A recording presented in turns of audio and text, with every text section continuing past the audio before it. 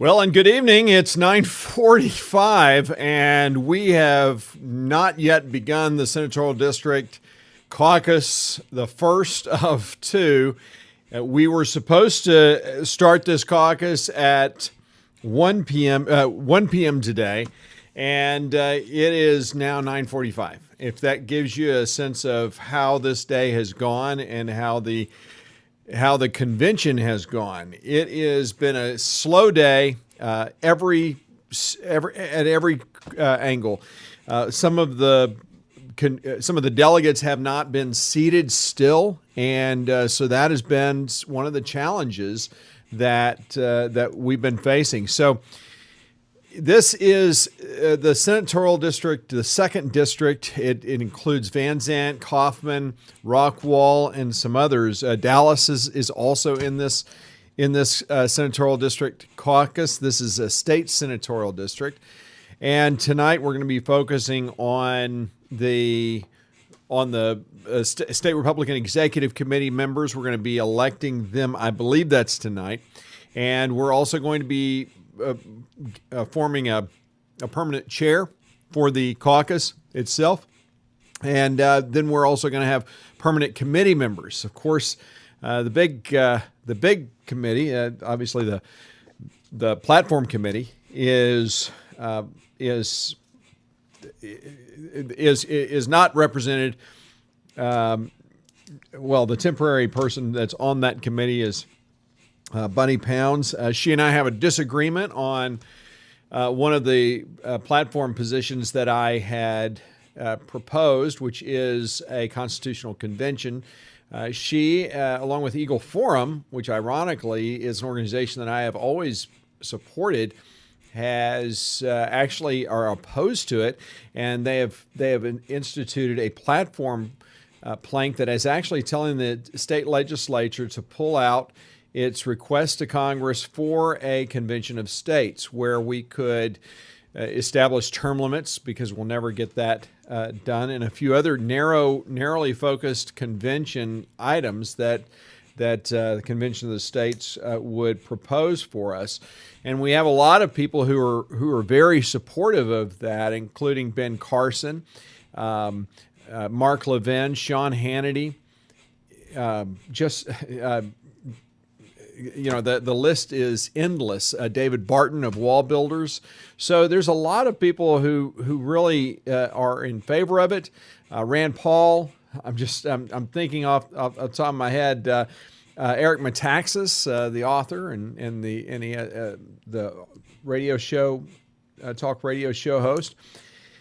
But there's a lot of people like me who believe in the Convention of the State. The objection by Eagle Forum is that it is opening a Pandora's box, that once you open a Convention of the States, it gives the opportunity for other states to get rid of, let's say, the Electoral College. Problem is the call for the Convention of the States is narrowly purposed, which means that the convention is limited in what they can do. Eagle Forum disagrees. So we're kind of at a stalemate. And Bunny Pounds, who's representing this senatorial district, if she is elected to the permanent committee, is going to continue pushing that agenda. Something I don't agree with, but it is what it is. So I suspect she's going to be going to get the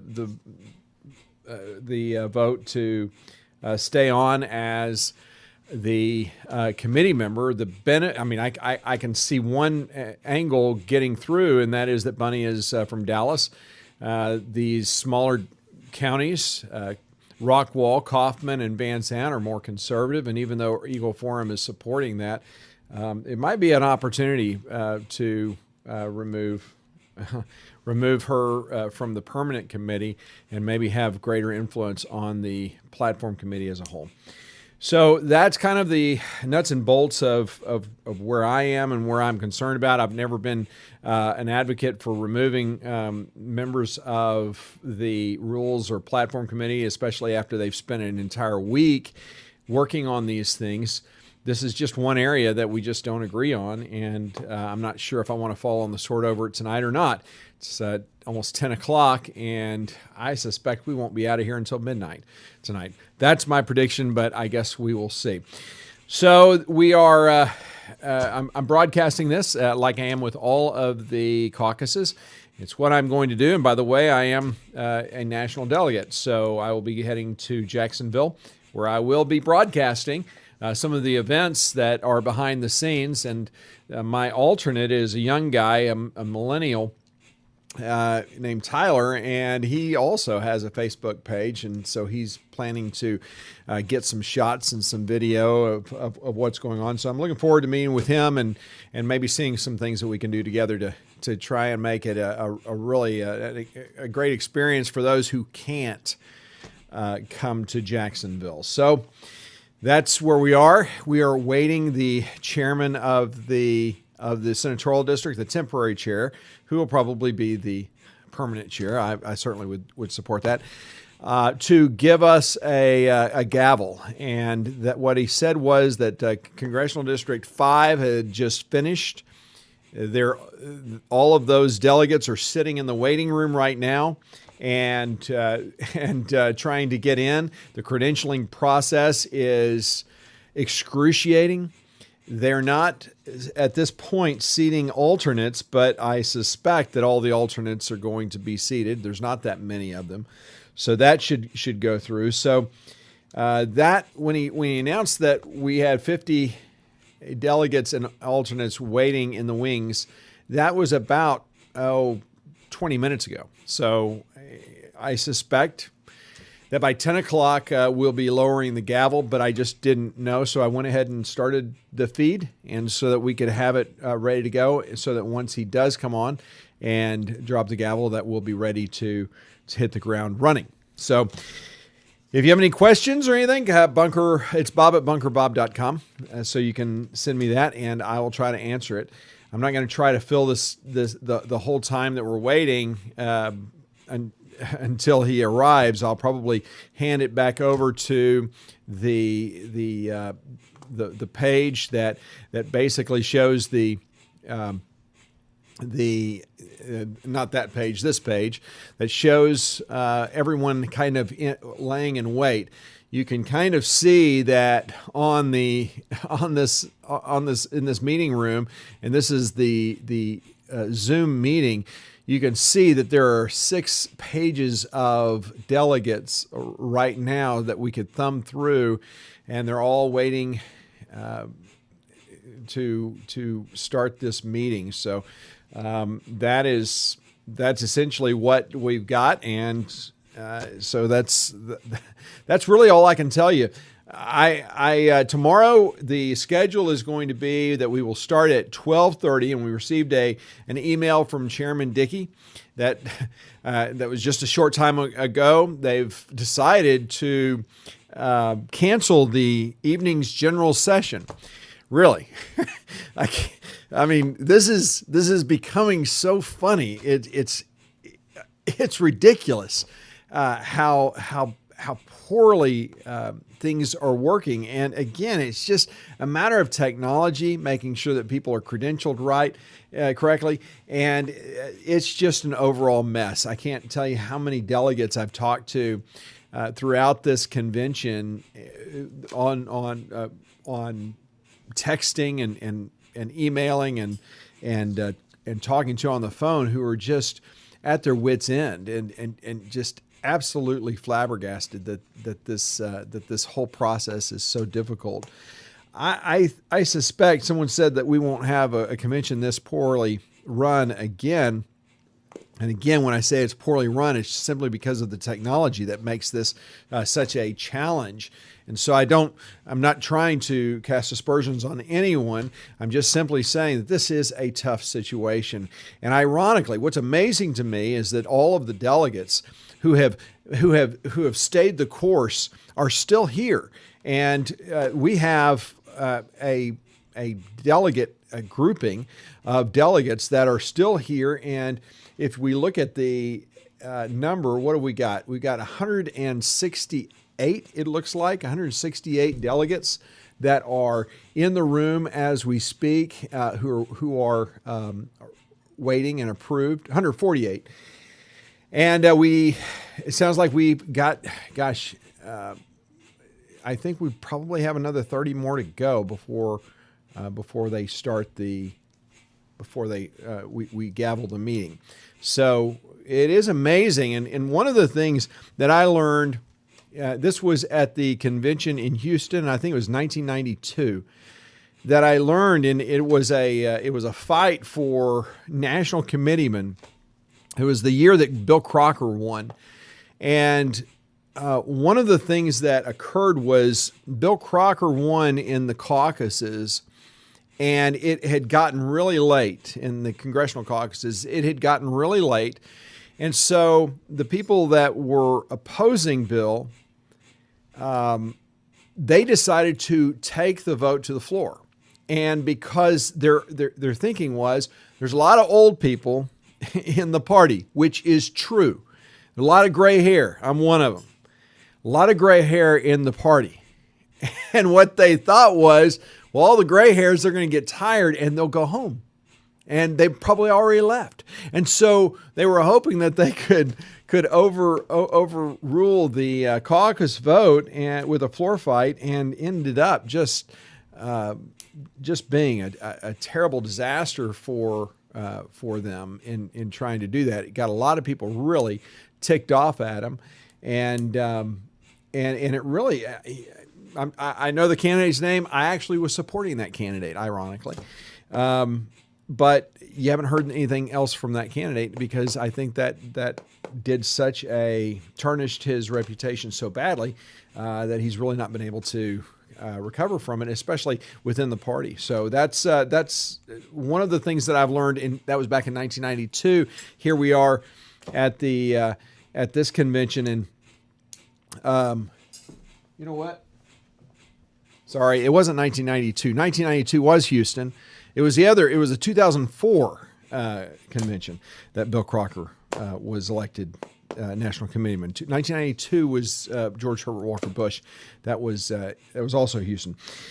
All that to say, it should not be a surprise to anyone to see all of the delegates still here, even though it's 10 o'clock, and they're still ready to go. And there's a lot of enthusiasm for the Senatorial district and what we can accomplish. The question really is,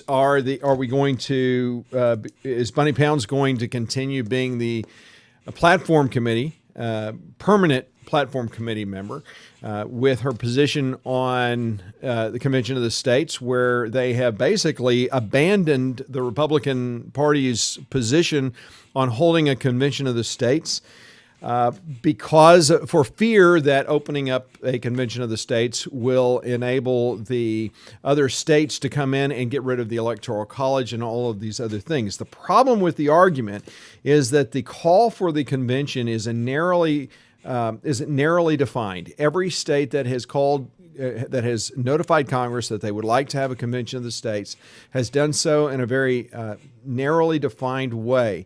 And as every conservative that I've ever talked to said, it was funny when I was asking Jason Ross, who is the SREC member for Senatorial District 2, whether or not he supported Convention of the States, his answer was very narrowly. And that is true for every conservative that I've ever talked to. Pounds and those Eagle Forum is against it as well, based upon, I believe, fallacious information and a fallacious argument. The argument being, you have a Convention of the States.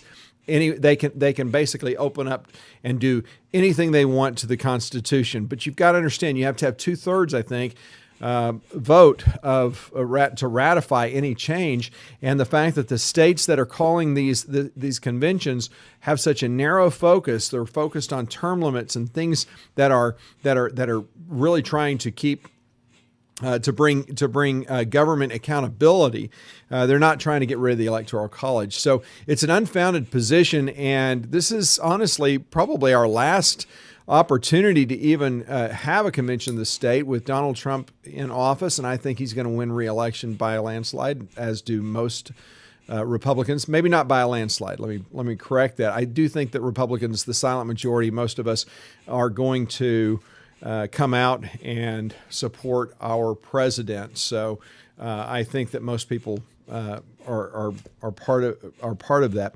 One of the things that I continually get told, and is because I'm a statistician, a certified statistician. I do a lot of public opinion polling and things.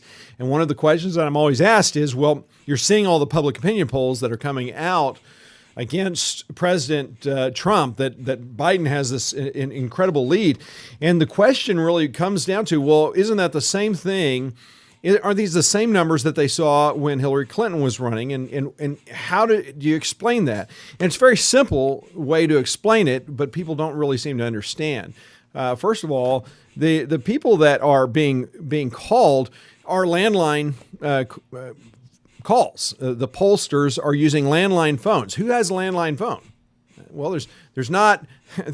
Most people have cell phones. I have cell phones. We don't even use our house phone. We have a house phone only because of 911 service, but we don't even answer that phone. In fact, I've got a message on there that says, if you're calling this phone, then you don't know us, and we have nothing to talk to you about. So I think a lot of that's one of the first problems, is the narrow focus of the ability of the pollsters to be able to get connected with registered voters and new voters is quite complex and difficult to do. But I think the bigger issue is really the idea that a lot of the people that are being interviewed on the phone are really afraid to say that they're for Donald Trump.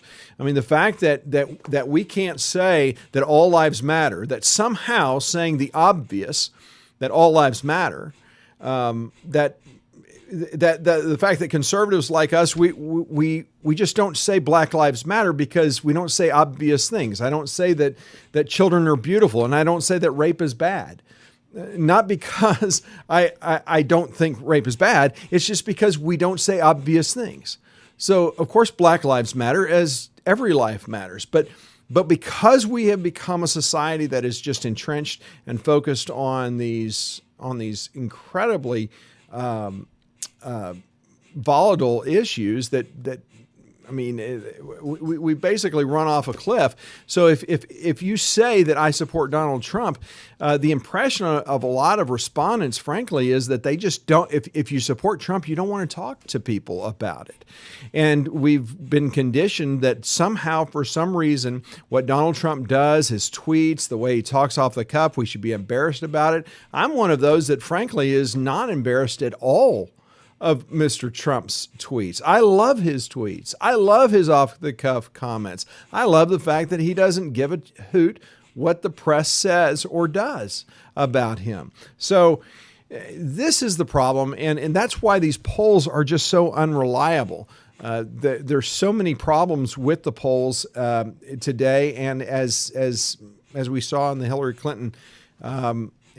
Clinton campaign, we were all sure, right, that Donald Trump would not be president. And that night, I think most of us, I was a Ted Cruz guy, and most of us were just astounded that he won the race.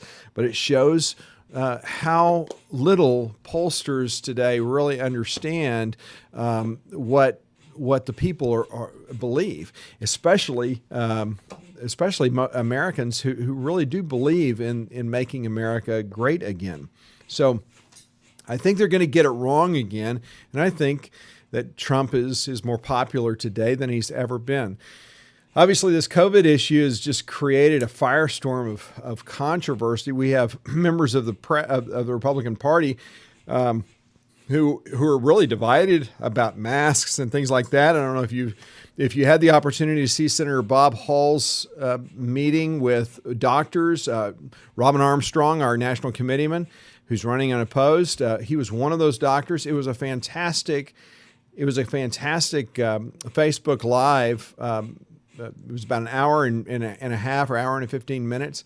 And I would highly recommend, if you haven't seen that, you need to go and look at it and listen to what some of these doctors are saying about the myths that are out there. And I applaud Senator Hall for holding that discussion. So we got a lot of things going on. Obviously, we're waiting on the Senate District Caucus to begin. Right now, everyone is just sitting in wait. As you can see, there's a ton of people. We've got now 7 pages. How many is that? 157 now. 157 have now are now in the room. 158. All right, so we keep moving up. So we are getting closer and closer to the gavel time.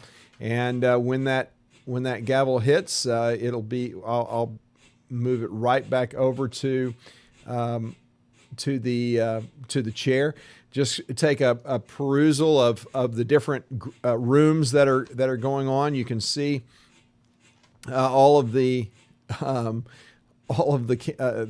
delegates that are sitting in wait. Some of them have their cameras on, some of them don't. And there's the Iron Lady, Adrian Balcom, on this Senate District caucus, I should say. We've got so there's a lot to do tonight, and so we do have a race for State Republican Executive Committee, and there's, I believe, 2 individuals running. I don't really know a whole lot about either one of them.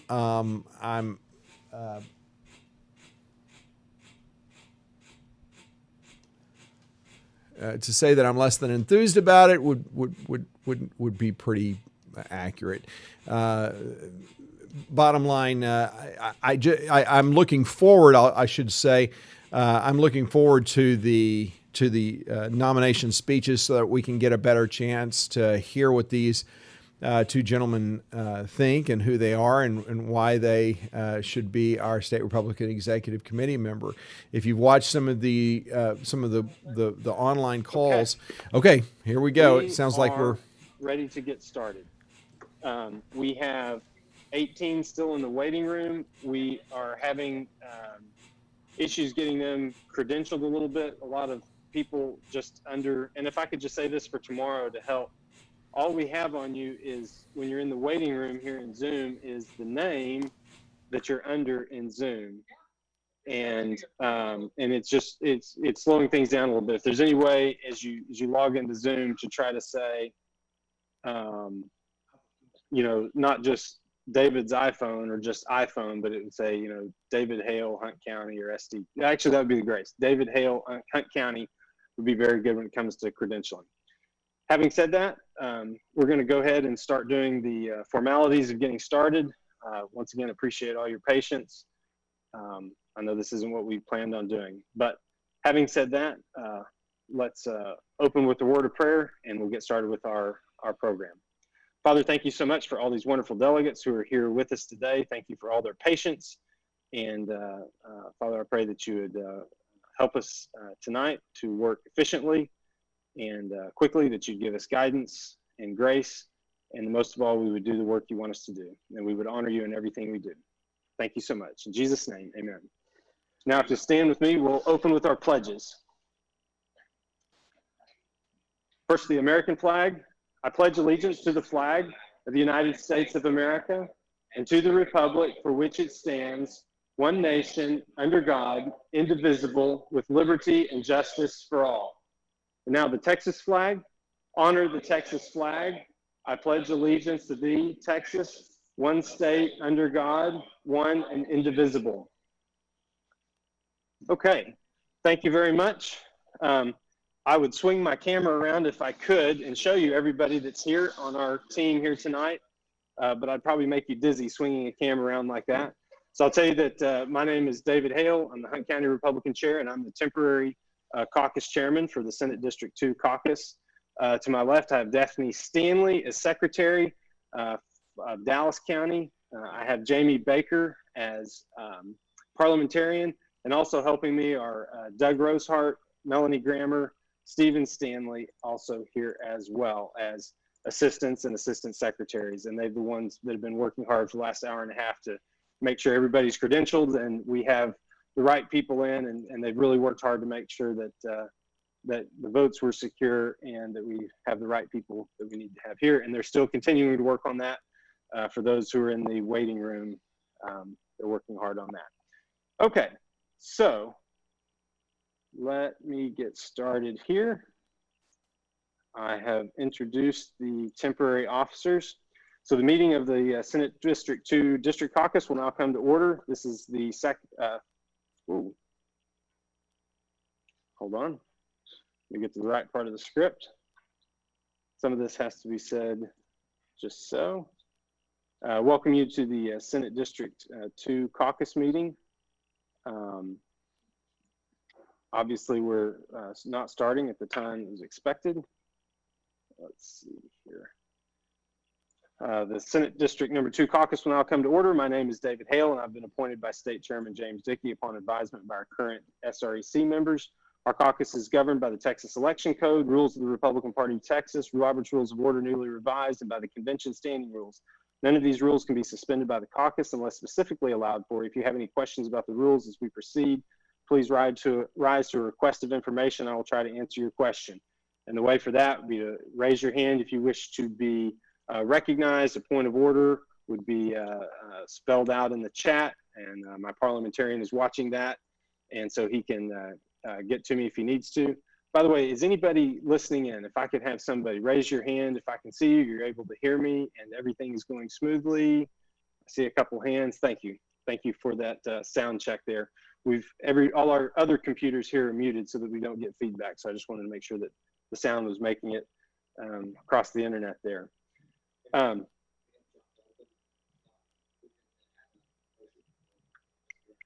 John Bolton, the chair recognizes John. Actually, let me see, he's looking for a motion.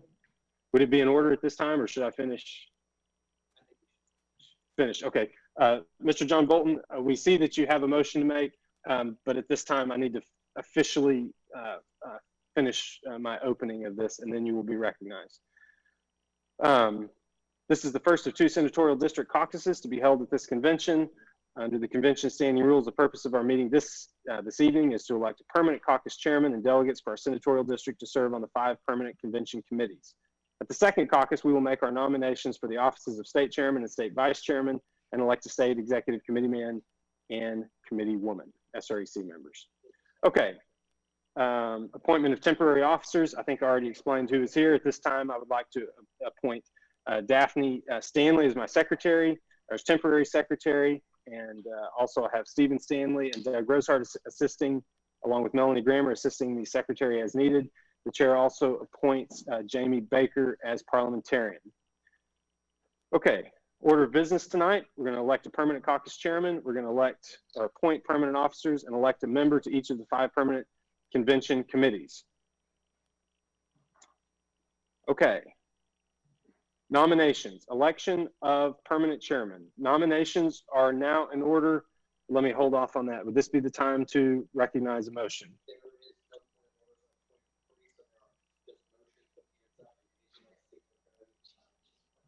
Angela Singletary. Okay, the chair now recognizes Angela Singletary for a motion. I need to unmute. Angela, if you could raise your hand. Oh, are you able to unmute her? Okay, Angela Singletary, you're recognized. Okay, thank you, Mr. Chairman, temporary chairman. I'd like to nominate David Hale for permanent committee chairman. Okay, if you could, oh, you couldn't hear? Oh, y'all can't hear. Yeah, she nominated David Hale. Okay, I'm sorry, my team here couldn't hear that. Maybe we just went ahead and better not do that. Okay, Angela, that actually would not quite yet be in order. Let me open nominations for that, and then I will recognize you. The floor is now open. Nominations are now in order for permanent chairman of this caucus. The permanent person elected will also serve as chairman of the caucus later on the floor as senatorial district delegation leader. The floor is now open for permanent caucus chairman. Angela, you're now recognized. And you're muted. Jamie, if you could unmute her. Oh, you need to unmute yourself, Angela.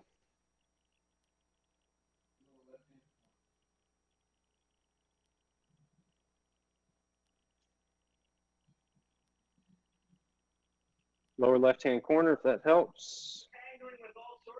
Oh, you're good. Okay, Angela? I would like to nominate David Hill for the permanent caucus chair for Senate District 2. Okay, the name of David Hale has been placed in nomination for permanent caucus chairman. Are there any other nominations? Lydia Sawyer, Van Zant County, you are recognized.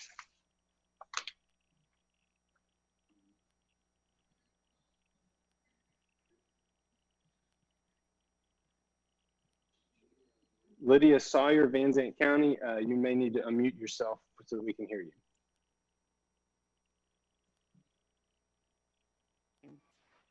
That raise of hand was to say I was being able to hear you. Sorry. Oh, I'm sorry. Okay, thank you. Oh, glad. Okay, so I should say this. When I asked for a raise of hands, I was looking for like a physical raise of hands that I could see in the picture. If there is, other than seeking recognition, if you could lower your hands at this time, that would be good. The floor is open for nominations for permanent caucus chairman. Are there any other nominations? I know what he's Jennifer Vidler, you're recognized.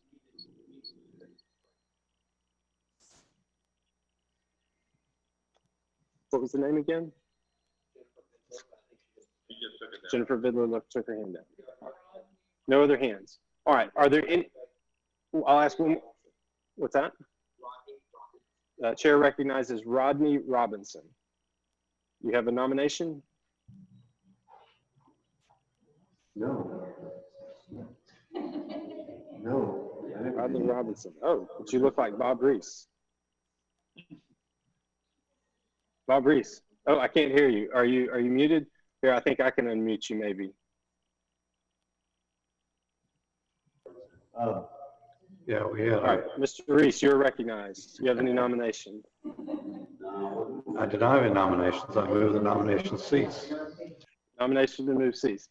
I'll ask one more time if there are any other nominations. Jamie, no other nominations. Then the chair declares that nominations are ceased. So now we will get a chance to vote. So let's vote with the green check mark. All those in favor of David Hale remaining as permanent caucus chairman, please press the green check mark. All those opposed, please press the red X mark on your Zoom. Okay, we'll close the poll in 5, 4, 3, 2, 1, and we will close it. All right, and 122-0. I announce that David Hale is the permanent caucus chairman, and at this time, I already listed them before. I'll just tell you that I'll make all my temporary officers permanent. Okay. We'll move through appointment of permanent secretary and officers. Election to the members of permanent committees. Okay, next item of business is the election of permanent committee members. Under party rules, each senatorial district is permitted to elect one member to each of the 5 permanent committees. These committees are credentials, rules, platform and resolutions, state nominations, and legislative priorities. The chair requests that those who wish to make nominations be allowed to do so. Therefore, the chair will not accept any motion to close nominations, so it's obvious that there are no further nominations forthcoming. Only then will the chairman close nominations. First election will be for a member of the Credentials Committee. This committee will continue to add registered delegates and alternates to the role of the convention. This committee is also responsible for making recommendation on any credential issues that may come up. The floor is now open for nominating a member to the Credentials Committee. Before I open that election, before I do that, I would like to say, obviously through this process, we've had tons of issues with credentialing. That's really more of a technology issue than an issue on the Credentials Committee per se. And I think we all understand the issue there. Our temporary chairman, or excuse me, our temporary member of the Rules Committee was Doug Rosehart of Hunt County.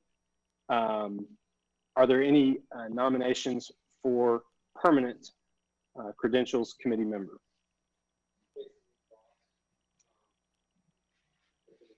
Okay, Chair will recognize Jason Ross for a nomination.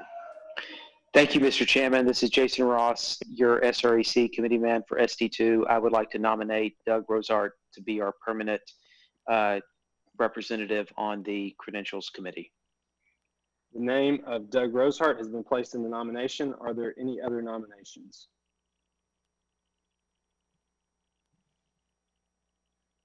Are there any other nominations?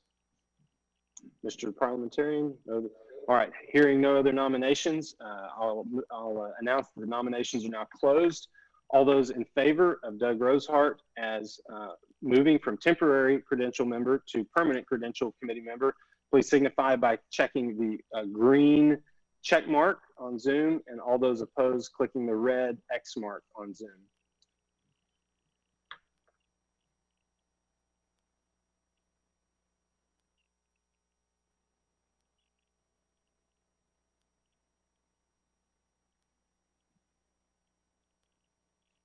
Okay, I see lots of votes. I'm going to announce that the polls are now closing. 131 votes for and none against. And I hereby announce that Doug Rosart is our committee, permanent credential committee member. Okay, we now come to Rules Committee. I would like to do something, but I'm only going to do it if there is no objection. I believe we still do not have technical support in place to manage a difficult vote for a contested race. I have heard that Rules Committee may be a contested race. I would like to ask for unanimous support to move the Rules Committee vote to the end, in the hope that if that is contested, we will have RPT support to help us with the difficult weighted voting, which will have to take place if indeed that, and I'm not suggesting it is or it isn't, but I just, knowing what the time is and what I think may be happening, I think this would be the most efficient way to do our business. Is there any objection to me moving the vote on Rules Committee chairman or Rules Committee member to the end and electing the other committee members first? And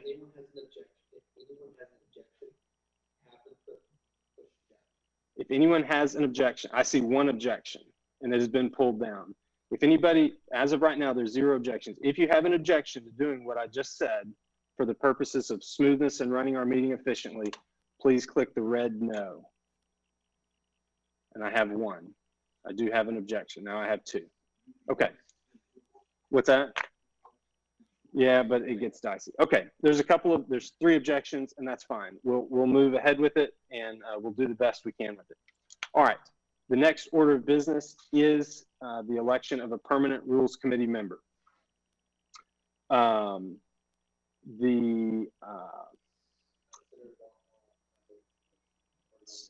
Senator Bob Hall has a nomination. Okay, floor is now open. Well, let's see. Before I take nominations, our temporary Rules Committee member is Mark Russo, and I would like to give him an opportunity to make a brief. Mark, if you could make a very brief report. Is Mark Russo on the chat on Zoom? All right, the chair would like to recognize Mark Russo for a brief report on the temporary Rules Committee work.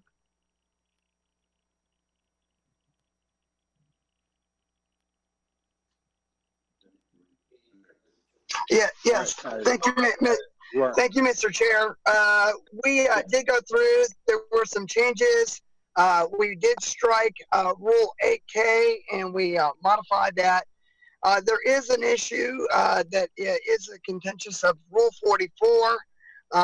It was near the end of the day, and that was the last thing that we discussed. It wasn't fully complete.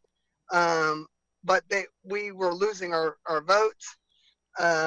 But basically what it does is there's some that want censure, and there are some that don't want censure and don't want the ability. Basically, the rule would also say under number 2 that we would ask the person not to run as a Republican, and basically it would declare that they were ineligible as that.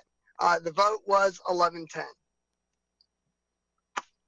And so that's basically where everything else went through. We basically worked on the supplemental rules for the for this convention, which obviously was very hard, and we spent 4 days down there. Yes. Well, thank you for that report, and thank you for your service on the Temporary Rules Committee, Mark. The floor is now open for nominations to Permanent Rules Committee. Chair recognizes Senator Hall. Thank you, Mr. Chairman. I'd like to nominate Mark Russo. I was down there in Houston for 2 days of the convention and had the chance to observe what he was doing on that committee, and I thought he was doing an excellent job, and I think he would be great to continue in that role. Okay. Thank you, Senator. Thank you for the name of Mark Russo has been placed in the nomination. The chair would now like to recognize Sharon Hunter.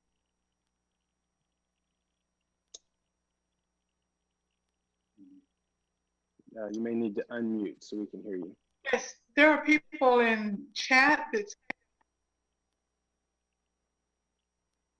I did. I heard you say there are people in chat, and then I didn't hear the rest of it. That are saying that they're that are not being able to vote, and I don't know if you're able to see that. Okay, that would be a point of inquiry. If you'd like to raise a point of inquiry, we can work on that. My parliamentarian will look into that. Are there any other nominations for Rules Committee, Permanent Rules Committee member? The chair would like to recognize Brad T. Underwood. Can you hear me? I can hear you. I'm having the same thing. I'm not getting into the voting function. Okay, let me see. Okay. Well,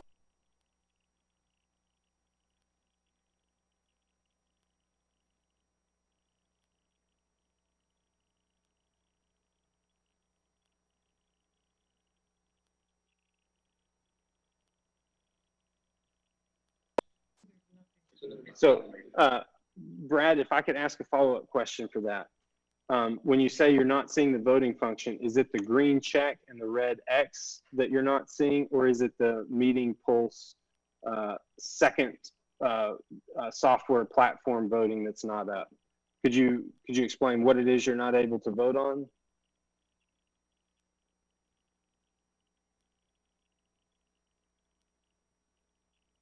Mr. Underwood, are you there?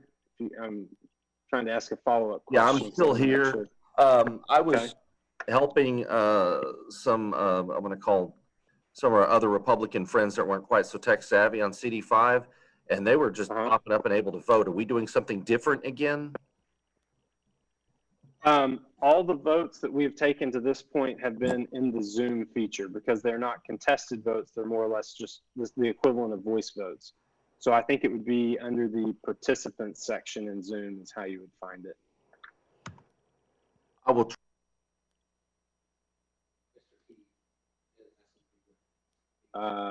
Chair would like to recognize Mr. Gene Key.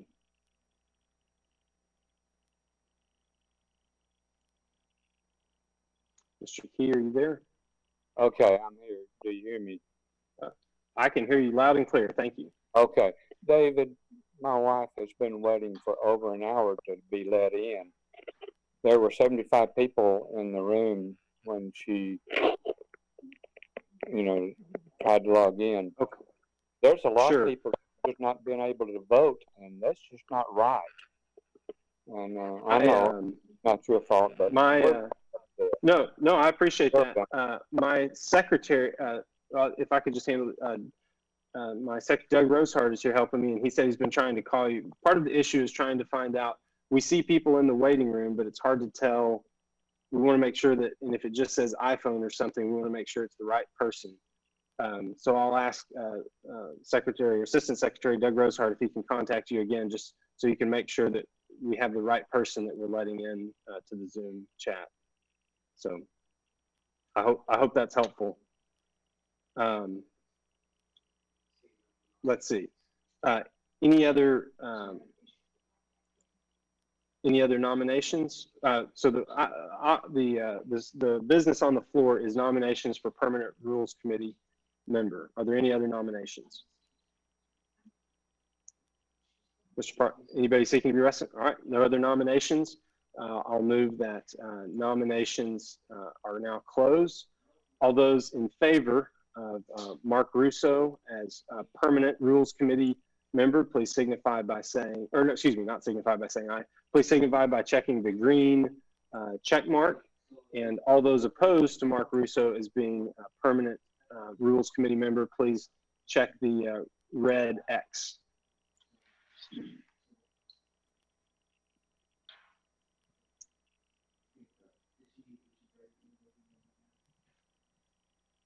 Okay. Okay, I'm going to close the vote. The vote is 110 to 8. And so at this time, Mark Russo, congratulations, you are a permanent rules committee member.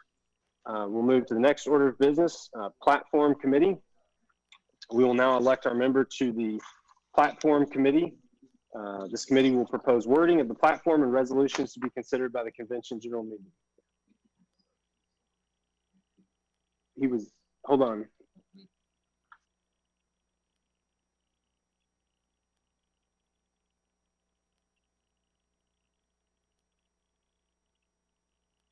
Okay.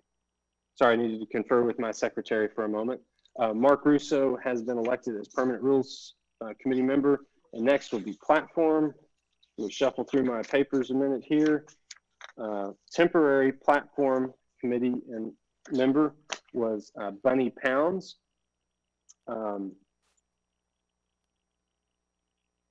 All those, Bunny, I think she actually came down here to Houston and went to work. Or not down here to Houston, but went down to Houston, and we wish we had all been there with Bunny. The floor is now open for nominations for permanent platform committee member.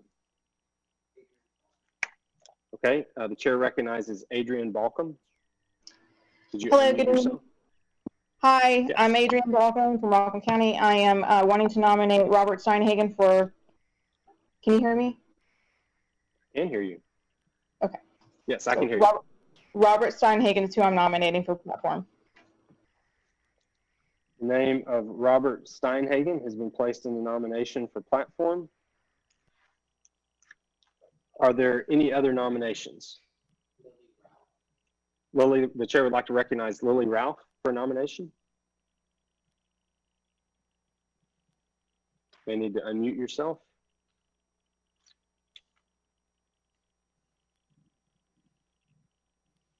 Lily okay, Ralph? Yes, hi. Hi, Lily Ralph, Dallas County.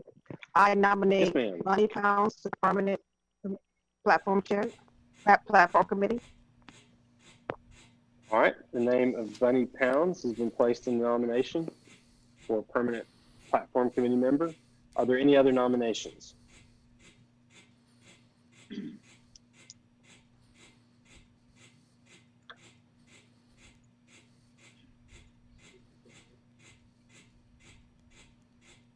Is that you? Yeah. Chair would like to recognize. Oh, yeah, that's fine. All right, seeing no other nominations, Chair moves that nominations will now cease, and we're going to have to huddle for a minute and figure out how we're going to run this vote. So if you'll pause.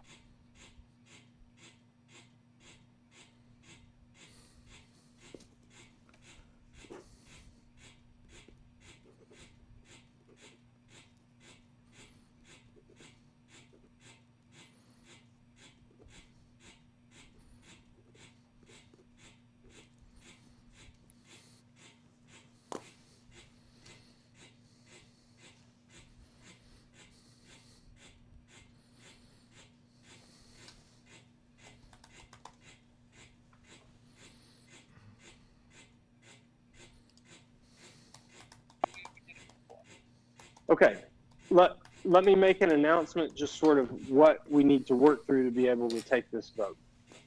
There's a lot of stuff on the chat about the great way that the folks in CD5 were able to work out their votes. And we appreciate that. And I think that was very resourceful, and they did a great job.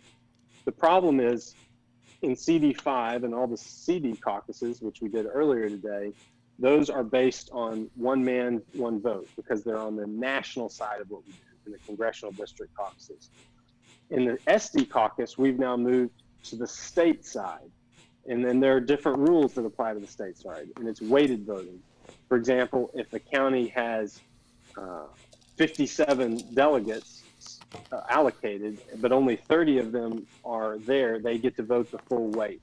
And so what we need to do right now is figure out how we're going to do that. We're putting in a call to the state party to figure out where we are on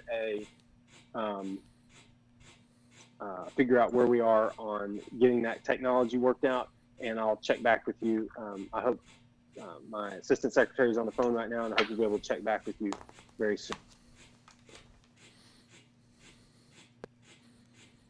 We will stand at ease for what I hope will just be 1 or 2 minutes.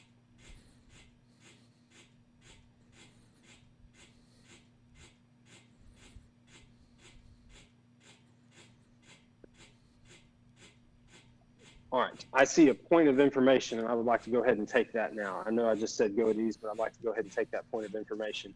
If I could recognize Adrian Balcom for a point of information. Hi, thank you for unmuting me. Okay, so in our last caucus, we had Keith. He was able to put in give us a little an address for us to vote on, and it went really well. So is there any way you can get a hold of Keith? That's exactly what we're working on. So absolutely. With the added layer of challenge is being able to calculate a weighted vote. So that adds a level of complexity, and we're going to work on that. So that's the goal. We're working on that. All right, awesome. Thank you.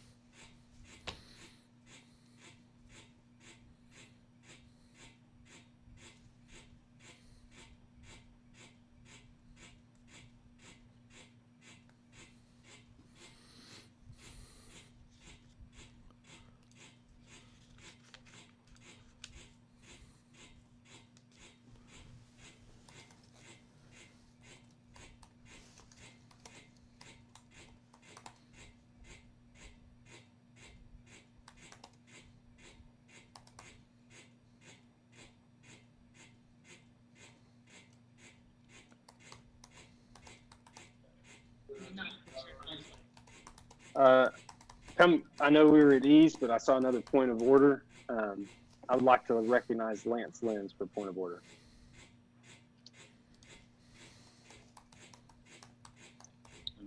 Lance, if you could unmute yourself. Mr. Lenz, sorry. You're fine with Lance.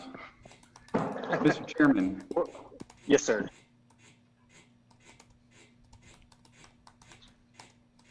I heard Mr. Chairman and then nothing else. Are you still? You show as being unmuted, but I'm not hearing you. I'm not hearing you. Let's see.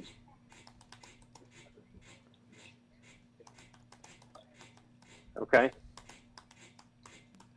Lance, I have one other point of information I'm going to jump to, and then I'll jump back to you. Who do I need to recognize? Clay Nicholas. The chair would like to recognize Clay Nicholas for a point of information. Yes, sir, Mr. Chairman. Would it not be prudent to go ahead and have speeches while we wait for information on how to proceed? Okay. That is, I think that's a good idea. Point well taken.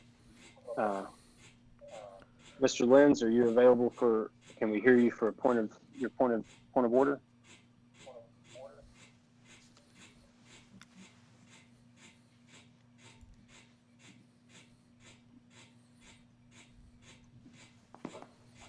Mr. Chair, can you hear me now? I can hear you loud and clear. Yes, sir.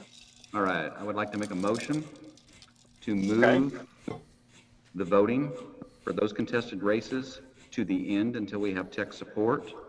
This is what we did in Congressional District 5. We went ahead and took the nominations. If there was any contested nominations, we allowed for at least for CD5, we allowed them to speak. And then we moved all of our voting to the end until we had enough technical support to proceed forward, and it allowed us to move through the uncontested races and move the meeting. So my motion is, that's my motion. Okay.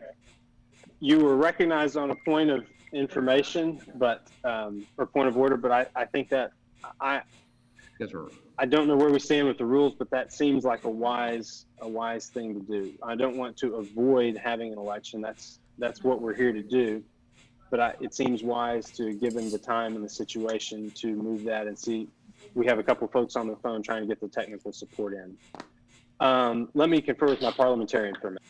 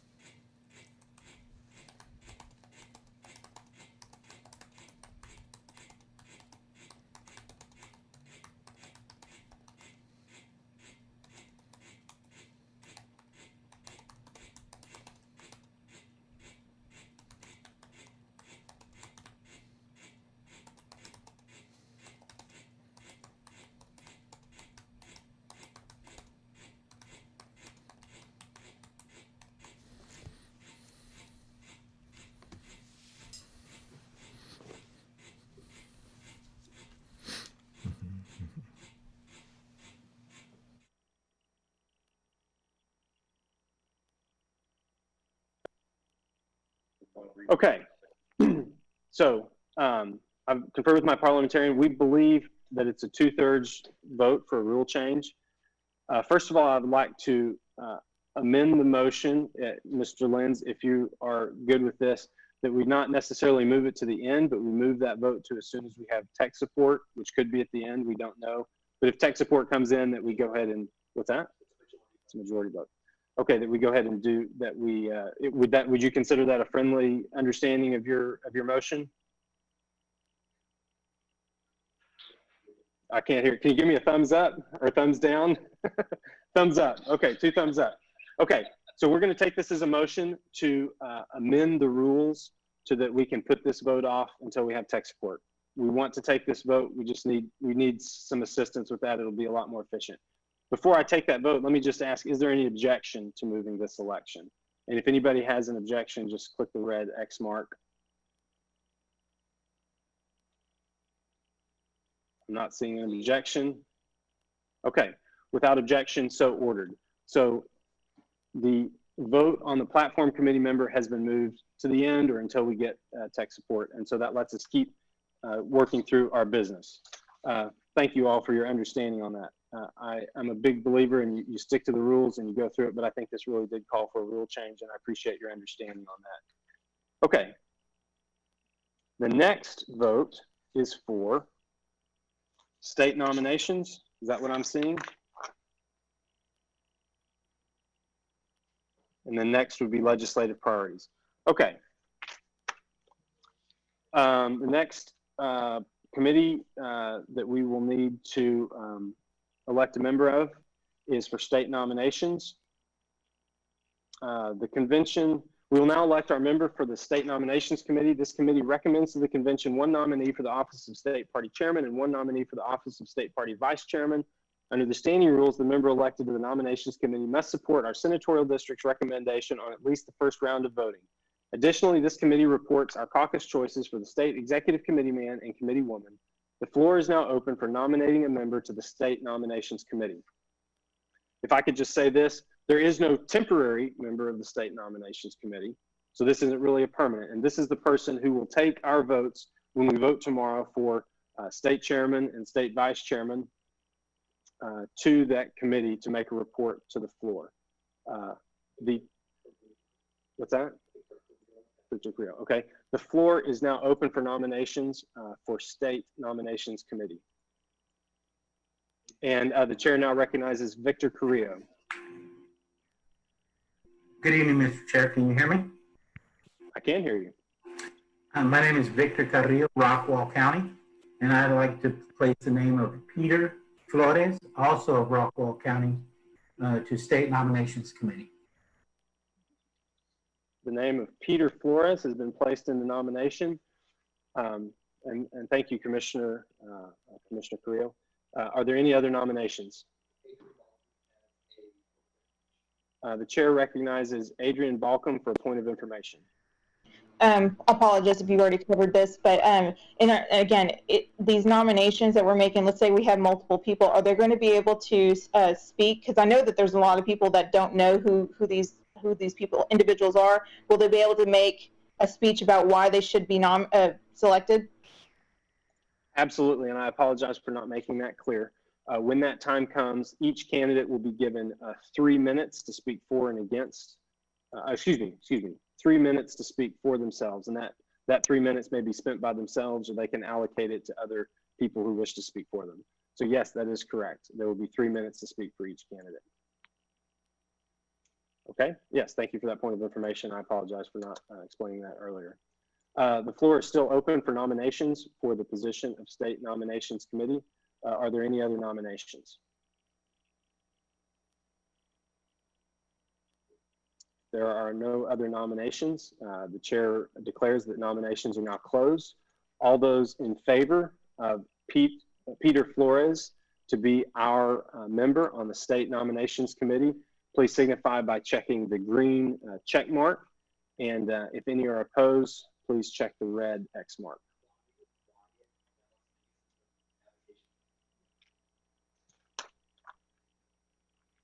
Okay, we have now voted. I'll now say that the voting has finished, 109-0, and so Peter Flores will indeed represent us on the State Nominations Committee. The next order of business is the member of the Legislative Priorities Committee. Let me shuffle some papers here. Marty Reed has represented us on the Legislative Priorities Committee, and I think that used to be part of Platform, but has now kind of become its own thing. I don't remember voting on this in previous conventions. We may have before and I missed it. But Marty Reed has represented us on the temporary Legislative Priorities Committee, and the floor is now open for permanent committee member of Legislative Priorities Committee. The chair recognizes Jason Ross for a nomination. Thank you, Mr. Chairman. I would like to rise and nominate Pastor Marty Reed to be our permanent committee member for the Legislative Priorities Committee. I appreciate the work he has done and look forward to him continuing that work, and would encourage everyone to support.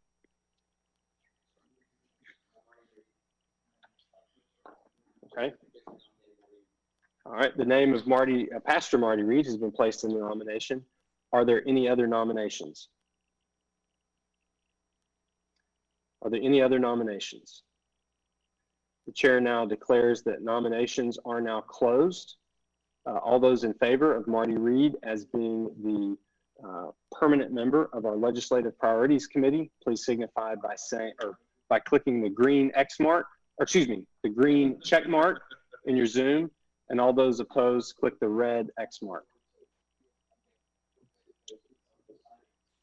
Looks like y'all are voting. Everything is going well. I still see a few more votes coming in. We'll wait another second. Okay, I'm going to declare that the vote has closed, and Marty Reed is indeed now our permanent member of the Legislative Priorities Committee. Thank you, Marty, for your service on that, and I know you'll do well for us on. Right here. Yes. Okay, the next item of business is the platform committee, but I'm going to need to pause. I'm about to get a phone call, and please stand.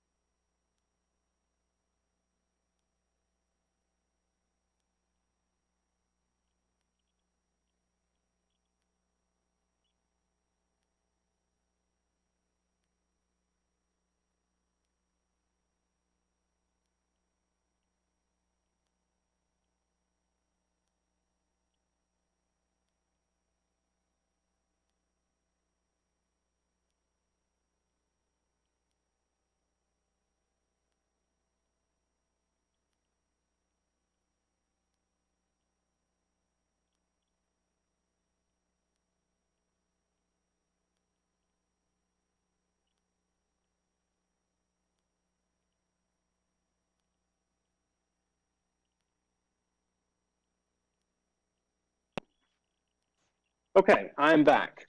We're moving into the election for permanent platform committee member.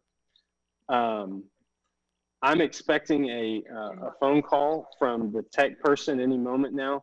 So you may see me jump out, although I think we'll have that phone call taken care of, but I may need to step out to understand the procedural things we'll need to go through. But at this time, I would like to go through and we will start the speeches for the candidates. Let me grab my numbers. We'll draw. If you'll stand, wait on me just a second.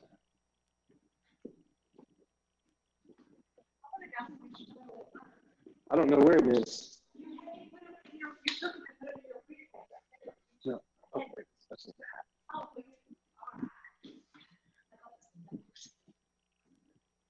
We have a big cowboy hat used for drawing numbers.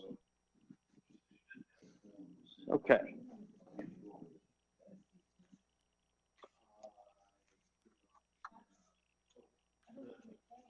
All right. We have the numbers 1 and 2, which we will draw for speaking order. Okay. Let me see. Mr. Steinhagen was nominated first.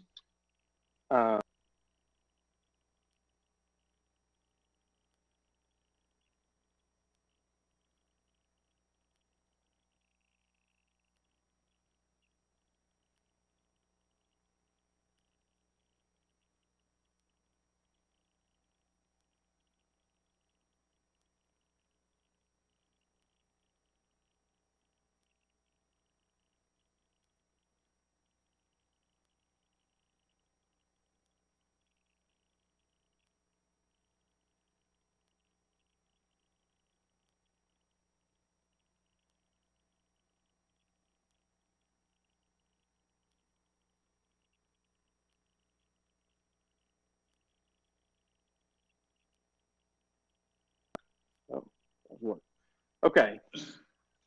I think I was just on mute for all of that, and I apologize. But I don't want to redraw the numbers. Mr. Steinhagen, I drew first because he was nominated first, and he drew number 2. and Bunny Pounds drew a number 1. And thank you for my team here for catching that I muted myself.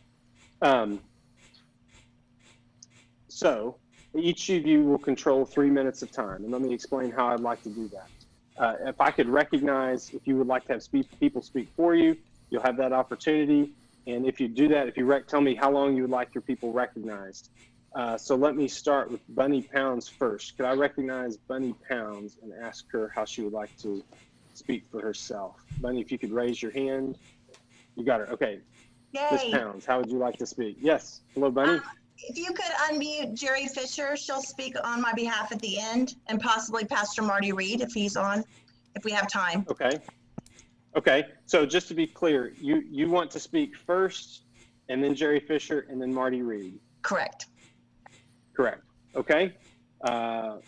Parliamentarian, you'd have timekeeper. Okay. Very good. I'll come back to you just a minute. If I could recognize Robert Steinhagen. Robert Steinhagen, are you there? Can you unmute yourself? Yes, sir, Mr. Chairman. Okay, yes, thank you. You have 3 minutes. How would you like to use them to speak for yourself for platform? Well, I wasn't prepared, but I'll take all 3 minutes. Take all 3 minutes. Okay. If you could pause just a minute.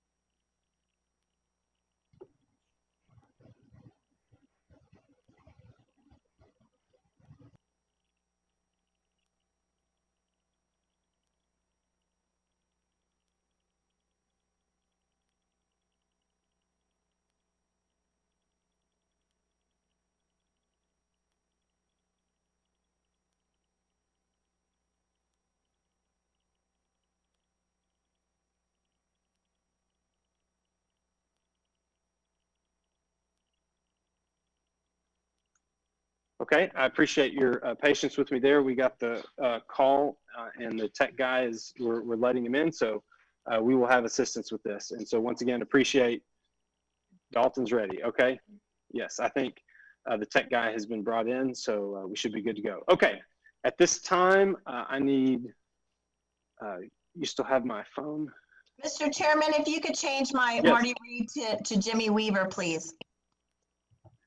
Okay, Marty, duly noted. Yeah, Marty had to step off. Okay. Thank you.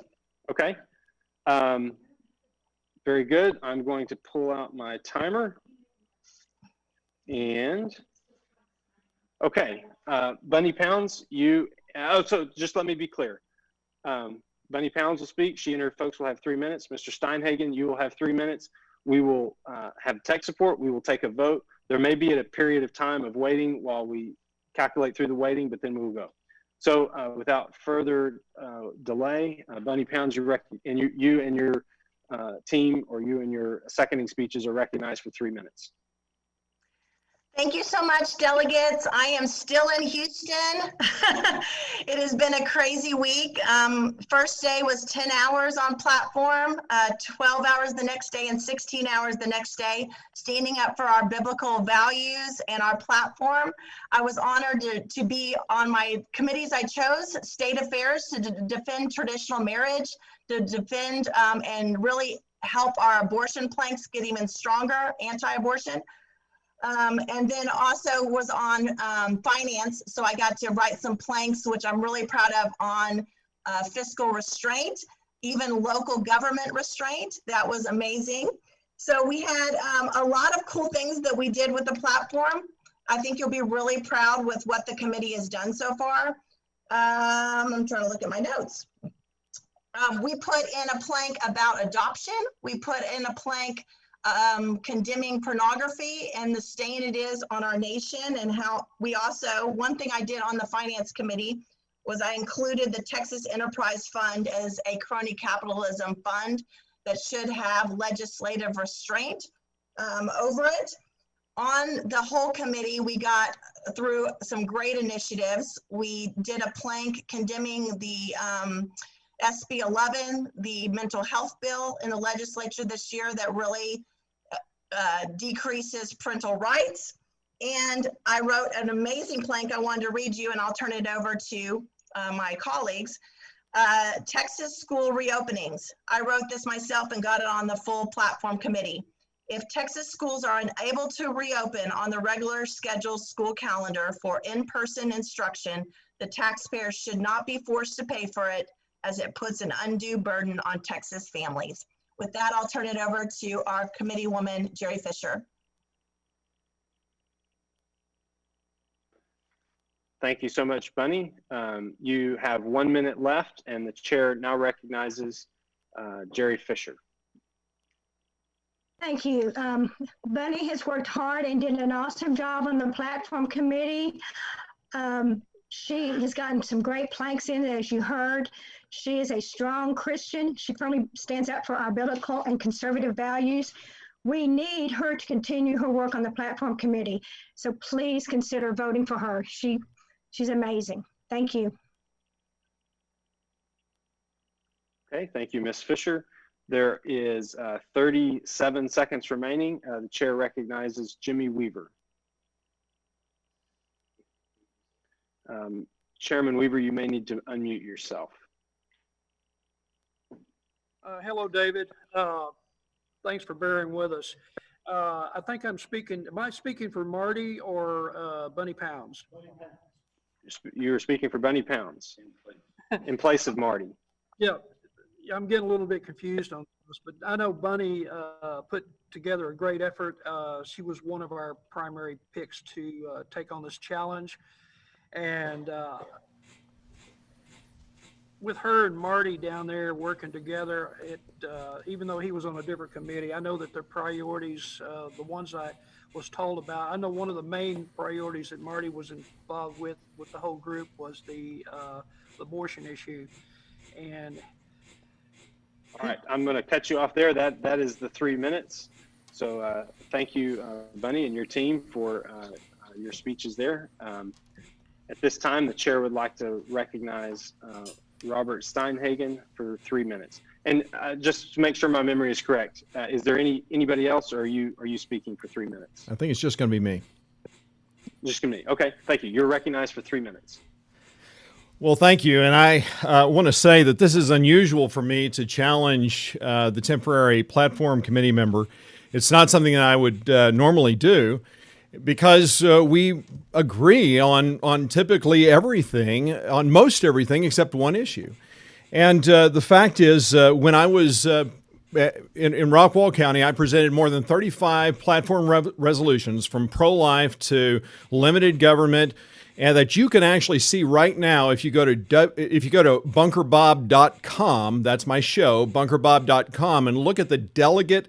When the speech that I have to be a national delegate, in the description there is a copy of my resume, my client list, and another item there that shows all the platform resolutions that I presented.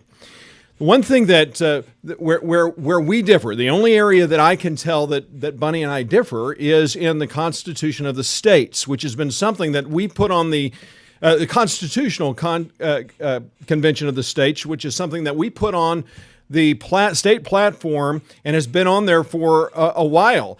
And it's basically a narrow focus for a constitutional convention, ultimately focusing on on specific purposes reducing the power of the federal government, including fiscal responsibility, balanced budget, and term limits. These are things that would never happen with Congress without a constitutional convention, and it's being led by a group that is focused on this Constitution of the states. And so one of the things that, and I'm having a little problem here with my computer here. Let me back out of that. All right. One of the things that is important to understand is all of the people who do support convention of the state, like David Barton of Wall Builders, Milton Friedman, Rand Paul, Senator Rand Paul, Dr. James Dobson, Eric Metaxas, Dr. Ben Carson, Congressman John Radcliffe, Sean Hannity, Mark Levin, Ben Shapiro, Louis Gohmert, and of course, Governor Abbott. All of these individuals, and Governor Abbott, let's not forget, understood and was a former Supreme Court justice here in Texas, was a former Attorney General. This is an issue that not only does Bunny not support it, but in fact, the platform committee has written a resolution that is saying to the state legislature to rescind the request to Congress for a constitutional convention of the states. So that is more than I can take. I ask for your support, and thank you very much for your time. Thank you, Mr. Steinhagen. Okay, you have heard the speeches from these two candidates. Could I now recognize our tech support person and somebody help me out? What's the name? Dalton. If I could recognize him to explain to us how the voting will take place.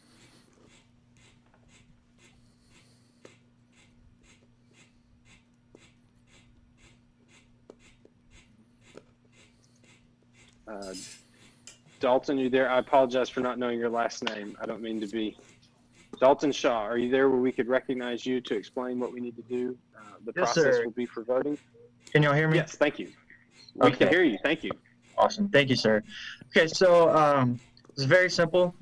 You will, like normal, call for any candidates. Once y'all have selected your candidates, I will then put them into a poll. We'll go over that, spell check everything, make sure everything's good on it.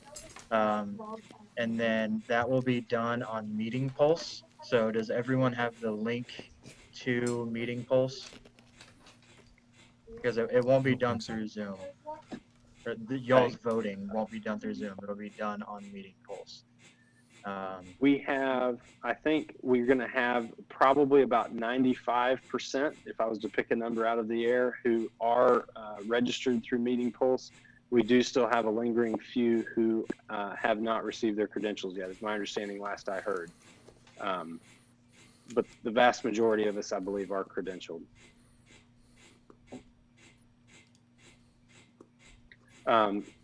Would you like, do I need to, could we put the names in a text to you or in a chat?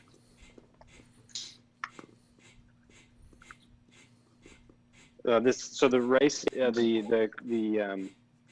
let's see, I'm going to put this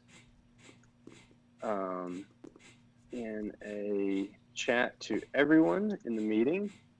The race is for permanent platform.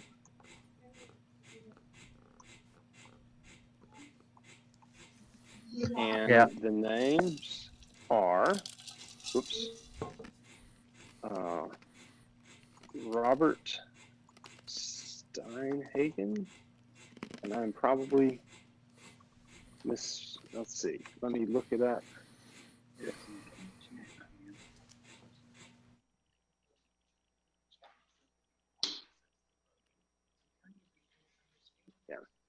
Yeah, I understand.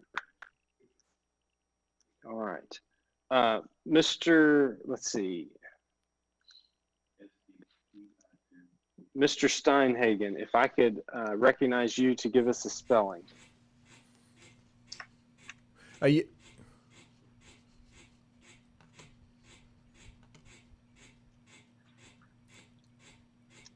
I'm trying to unmute you, Yes, Mr. Steinhagen. it is. If you could give us. Can you hear yes. me? It is Yes, I can hear you. Steinhagen. Okay, thank you. And Bunny Pounds, if I could recognize you, make sure I spell everything correctly for you. I'm sorry, what are we looking at? I'm sorry, I'm just making sure we get names spelled correctly on the ballot. Bunny If you give with me your an I, spelling. please. Bunny with an I. Bunny with an I. Okay. Dalton, were you able to catch that?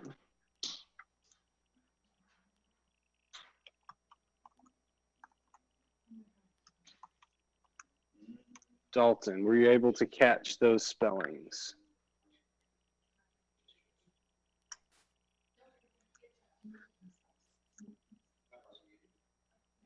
Dalton, are you there? Will we catch those spellings? If not, I'm going to put it in a chat. Put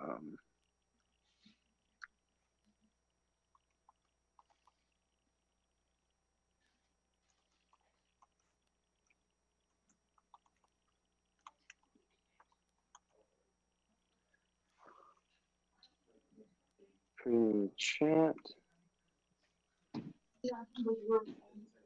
Okay, guys, so if any race is contested, we can't give them the results until 12. Okay, guys, so any race that is contested,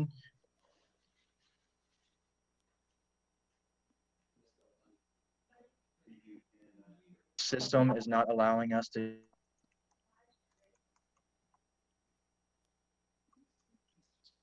So we won't Dalton, be able you to are show breaking y'all up. until the system is. Okay, Dalton, you've broken up. I think you're trying to explain something along the lines of that in a contested race, it will be a while before you can give us the details of the results. But could you say that again one more time?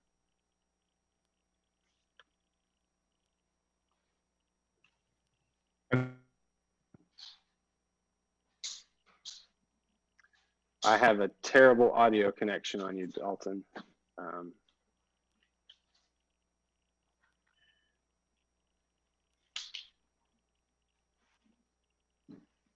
There.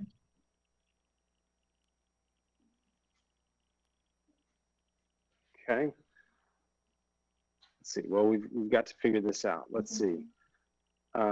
Dalton, is there any chance you could privately chat with me a phone number that I could get the information from you so that I could relay it to everyone else?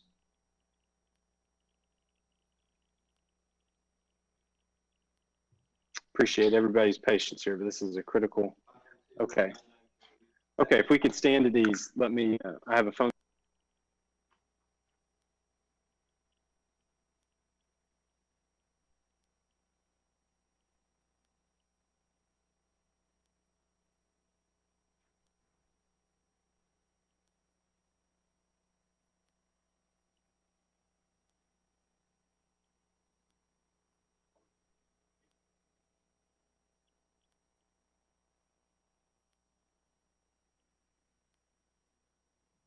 I'm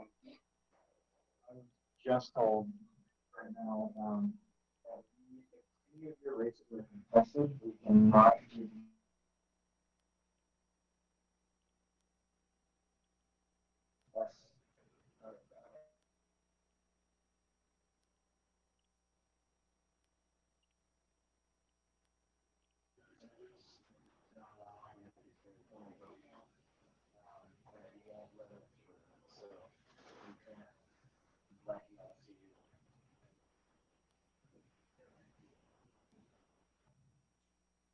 We are working on that right now. Yes.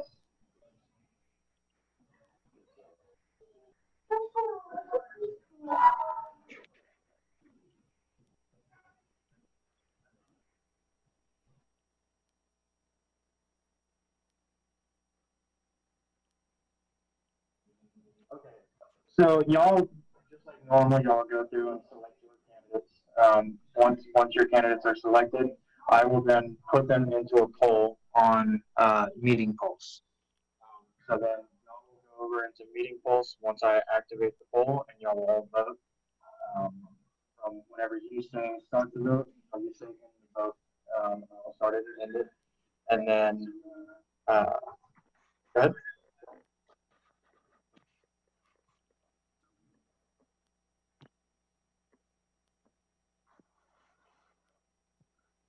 Oh.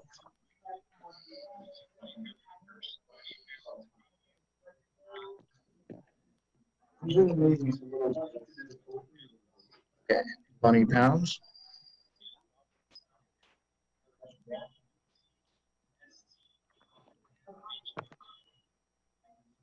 Okay, Stein.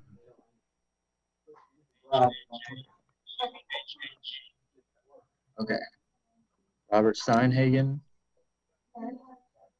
And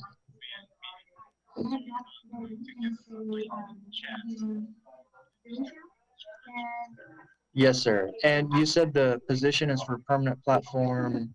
Okay.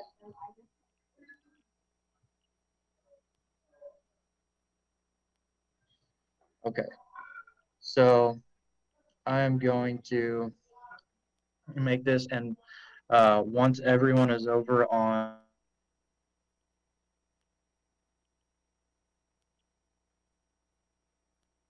unlock the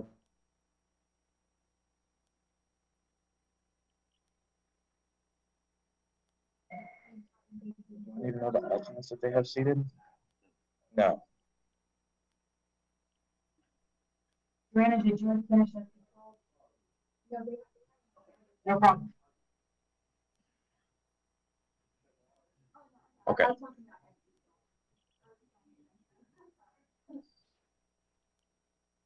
Yes, if the audio stays glitchy as it is, we can communicate well enough through the chat that we can keep it going. If that works for you, then absolutely.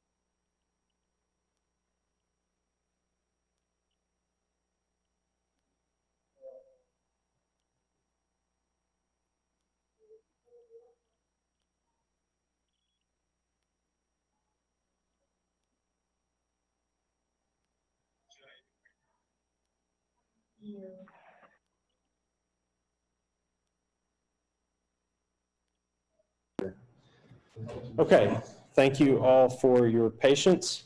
We're about to have the poll go live, but there's a couple things I need to explain about it. This will not be able to be a Zoom vote, and we will not be able to put the link to it in the Zoom chat, because this vote must take place in the Meeting Pulse app. And the reason for that is this is a weighted vote. This is the whole reason why we have put this vote off towards the end, so that we could wait for the assistance from the tech support, because this is a very complex, there's levels of complexity that are happening in place here. Yes, sir. Because it's not just counting the votes, but counting the weighted vote, because each county gets to vote its full delegation strength. So at this time, the poll, let's see, Dalton, can we go live? Are we ready to go live with it? Yes, sir. Okay, the poll is going live, but just know that you're going to need to log in on your Meeting Pulse side that you got with your credentials. Everyone should be able to see it now. Already 45 people have already voted on it. Okay, I understand that 45 people have already voted. Your meeting pulse should be live now.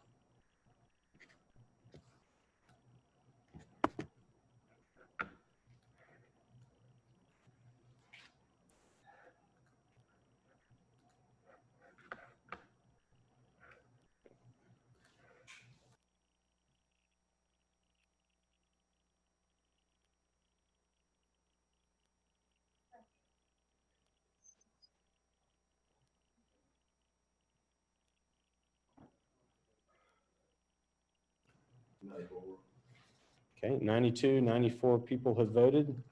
I'm going to hold it open for a little while because I know that it's going to take a little bit of while for people to get over there and find it.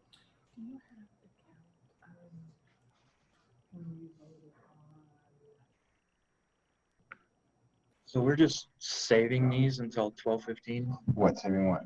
All of the races, because they said we can't show it to them. So just Getting your guy with the beard suit.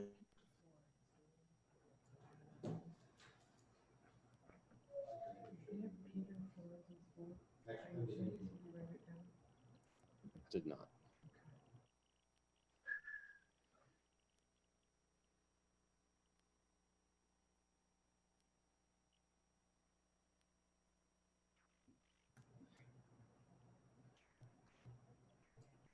Okay. Show that 112 people have voted, and I would like to close that vote in 10 seconds.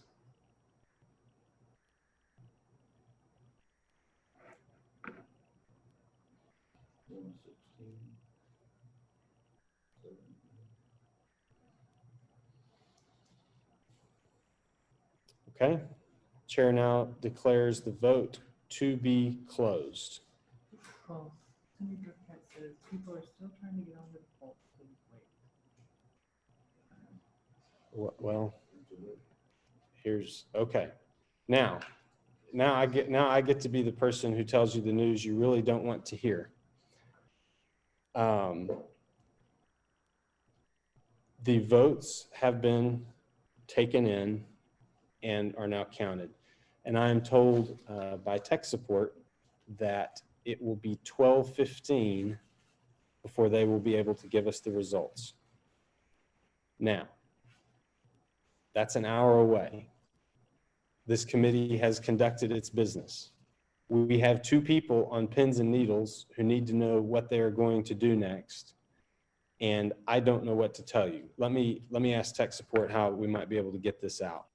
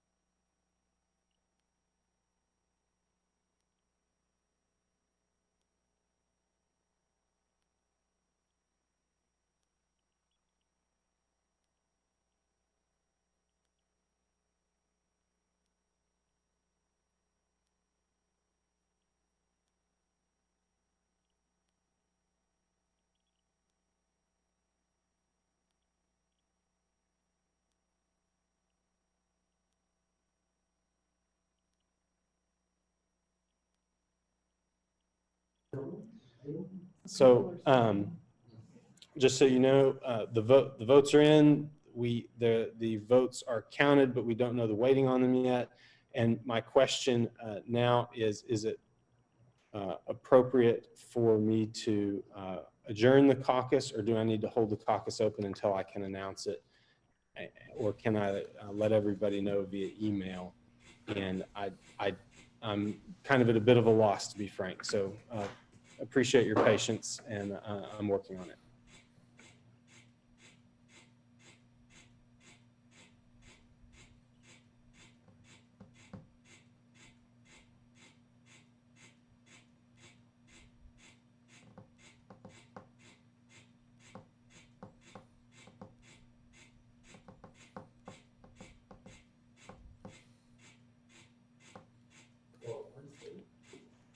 Okay. Oh.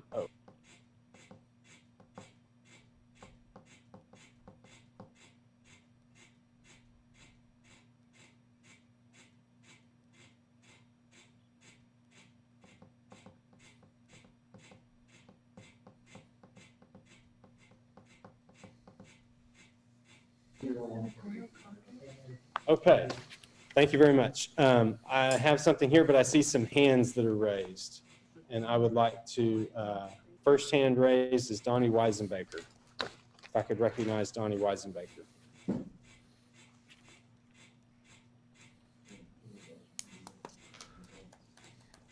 Donnie, are you there? Let me unmute you. Yes, I'm here. Can you hear me now? Can I hear you? Donnie, I'm not hearing you come through. I'm sorry, I have no idea why you're hearing him. Okay, I apologize for talking over. Donnie, I apologize. Start again. I have no idea why my hand was raised. Oh, okay. All right, well then I do not recognize you. Are we having fun yet, David? Yes, sir. Yes, sir, I'm having fun. Hey, it's not walking barefoot in the snow at Valley Forge, so I'm good. Next hand raised, Senator Hall, you are now recognized. Thank you, Mr. Chairman. I raise a point of order. There are a huge number of people that have never been able to use the system you just used to vote on. That's why we were in Zoom. And there were then those that had been able to use it weren't able to get in that. So this has disenfranchised a lot of voters by going to a system for convenience. So I question the validity of this vote at all. I share your concerns. I'm just going to speak from the heart on this. The RPT rules call for it to use this system. And I don't know what to say. I guess I'm trying to make the best of a bad situation. We made the decision because the rules clearly call for using this system. And then the difficulty in having a secret ballot that can still have the weighted vote system. I haven't heard a better, as bad as this is, I haven't heard a better solution, as much as I hate to say those things.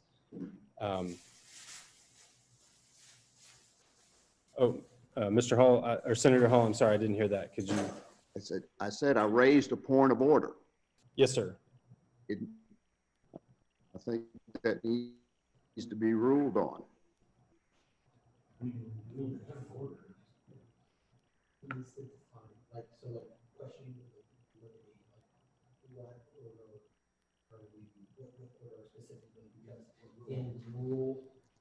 Yes. So hold on, stand at ease just a minute. I'm going to pick up.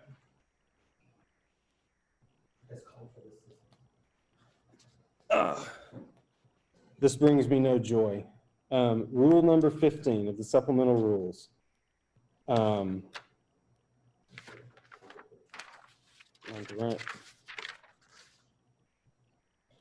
Which, next page over. If you go to rule number 15, voting, you flip the page. This is supplemental rules passed by the SREC, 2020 for state conventions. It says, in all contested elections voting shall be by software determined by RPT staff. In any election, a majority vote is required. If more than 2 persons are nominated for the same position and none receives a majority vote, there shall be a runoff election. That doesn't apply in this case. In multi-county caucuses, each county shall vote their full voting strength. We discussed that. And each delegate or seated alternate shall have the right to cast their individual vote during a senatorial caucus, and electronic voting shall be used. And I don't know what to tell you. My secretary here has not received her credentials yet. And so I am very aware of the situation where there are lots of people who have not been able to vote. As of right now, I do not have a better solution to vote and discern the appropriate will of this body. And I would love to have a better solution, and I don't have it. And so I agree with you, except that I can't agree with you, and I believe I have used the best means at my the best that I have available to me. Yes. Oh, I'm sorry, Senator Hall, you're muted. Is this a vote that absolutely has to be taken tonight, or can the party get its act together and get the system fixed? Because we have a lot of people that have been disenfranchised here by the party not failing to have a system that would allow people to get into it that are legitimate delegates. And that being the case, is this something that has to be done before midnight tonight? Or since we're probably going to be here tomorrow and maybe even the next day, something can be done and the party get together and get a voting system that will work, or get the people in that are.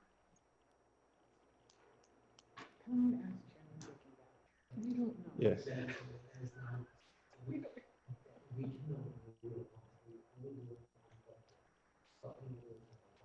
Yes. I wish to rule that we're using the methods that the supplemental rules require us to use. And I think we're doing the best to make the best of a bad situation. And I am following the authority given to me by the SREC and the supplemental rules. And I feel I can't do anything else.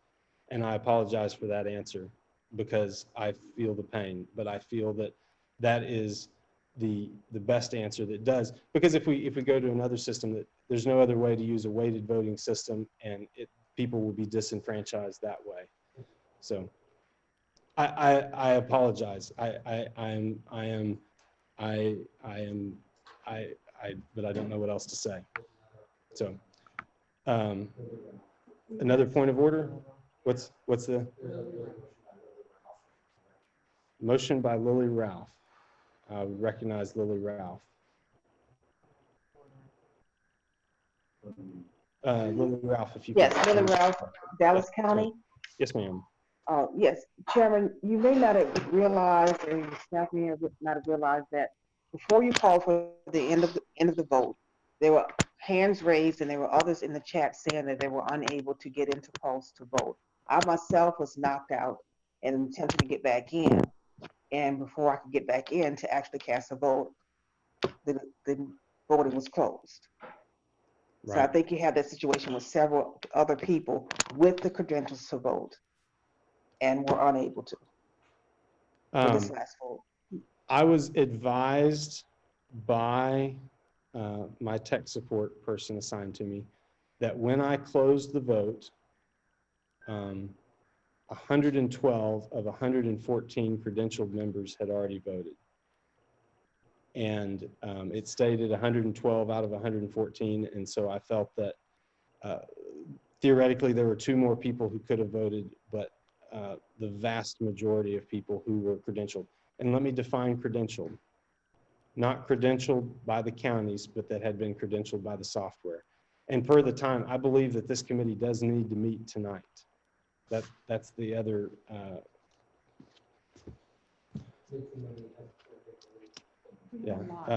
Mitzi Money recognized for a point of inquiry. I was basically going to ask the same thing, because it appeared to me that people just were having a difficult time getting into polls in addition to some credential issues. I mean, I got in barely in time. Ken did not get in, because it took us a while to transition from the voting with the green circle to getting to polls, because we hadn't done that so long. So we had to go back to what we did very early today. So I think there are several more who could. Once again, I was informed by the staff that 112 of 114 people who could have voted, who were eligible to vote, had already voted.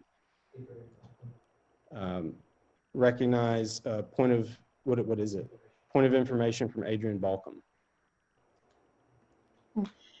Thank you, Chair. Okay, so is it possible that you, for transparency's sake, this is what we did in our previous caucus, is where the actual screen share took place, where you could actually see the voting lines on who actually had the most votes, and it declared like the number and all that. And if we can't do that, then I will make a motion to order. If I need to do that, I will do that in the chat. A motion to do what now? You're recognized for point of information, but yes. Just to declare, what would your motion be? My point of information is because we recently had a caucus earlier, and we were able to do a screen share from the chairperson that showed how many votes each person had. So can you? So here's the issue with that. I asked for that, and they're not allowed to release the raw vote totals because in some ways I'll give you the explanation that was given to me. The raw vote totals are irrelevant. The weighted vote, this is a weighted vote. It's not a raw vote. So in the congressional district caucus, it was by raw vote. One man, one vote. This is a totally different mathematical system, and that's why we have to go through this. The rules are very clear on this, that counties get to vote their full voting strength in this vote. Point of inquiry from, what's the name? Susie Den. Susie Den, point of inquiry. You're recognized. Mr. Chairman, my husband and I both are credentialed. We were in meeting Pulse, and it would not let us vote.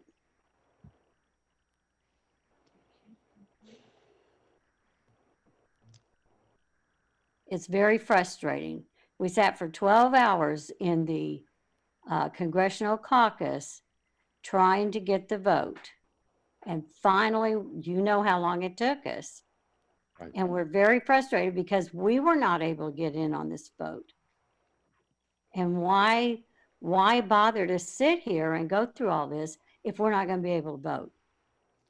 I can appreciate that. Neither your chairman nor your secretary were able to vote either. Any other? Yeah, chair recognizes David Boucher, Hunt County. Yes, David Boucher, Hunt County. Can you hear me? Yes, sir, I can hear you. Because you have to do the manual count anyway, whether it's in Meeting Pulse or if you just did a vote with the yes and no on the participants page.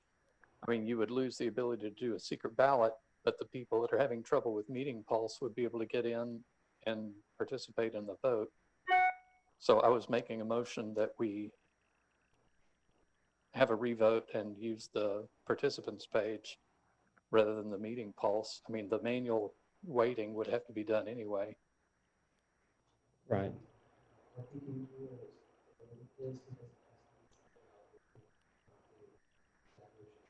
Yeah. Once again, RPT rules are extremely clear that this must be a secret ballot. And so, yes, that would be ruled untenable, out of order.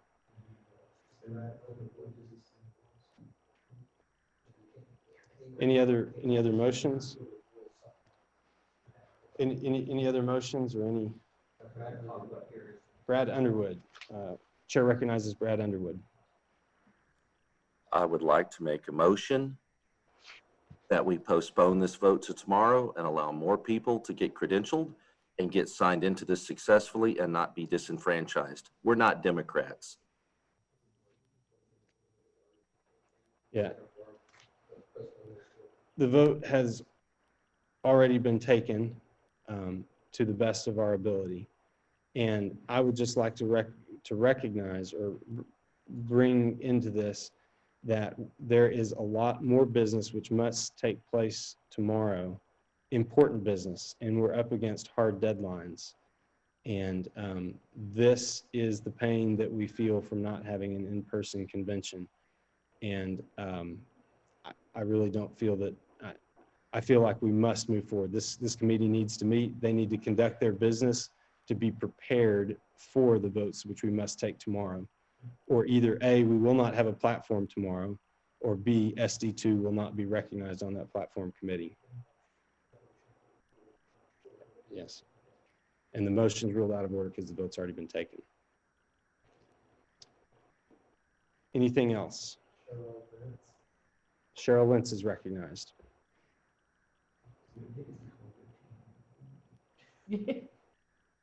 Chair recognizes Cheryl Lentz. For what purpose? Oh, yes, go ahead. Oh, we're getting some feedback. If you could step away from any other devices on the Zoom meeting. Oh, yes, much better. You're recognized. David, we, yes, ma'am. As everyone has repeatedly said, we have been in our caucuses for the last between 14 and 16 hours. Those of us who went the distance are very disappointed that we were left out, disenfranchised literally from that vote. I understand we have to conduct the business, but the reason we stayed until almost midnight is so that we could participate in each of the votes. I don't believe that you can say that you have. You were muted because of the feedback. As soon as you can get somewhere where there won't be feedback, we'll be happy to re-recognize you and unmute you. All right, go ahead. Oh.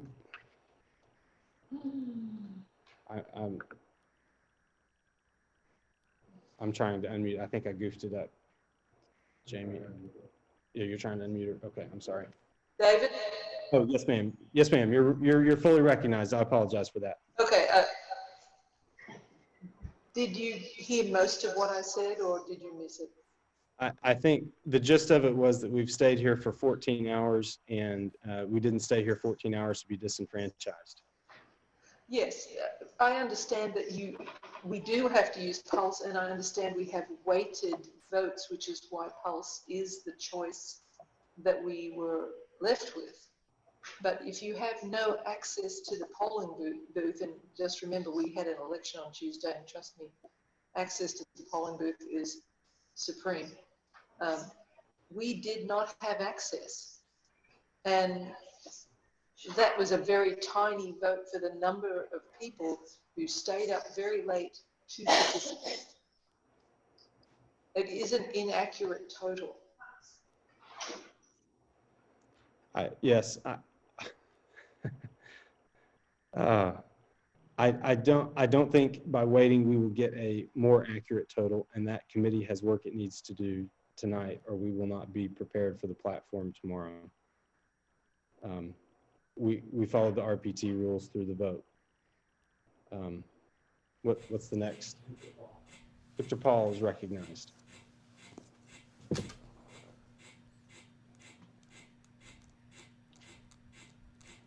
Victor Paul, are you there? If I could recognize. Yes, can you hear me? I can hear you now. Yes, sir. You're recognized. All right, thank you. I think we've gone about as far as we can this evening. I move that we adjourn. A motion to adjourn is not debatable. Motion to adjourn is not debatable. Mr. Parliamentarian?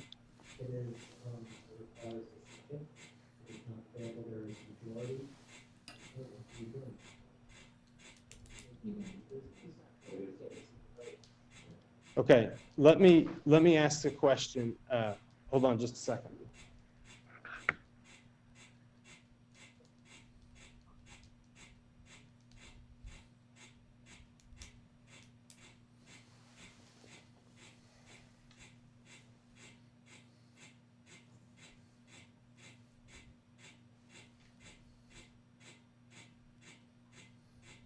Can you hear me?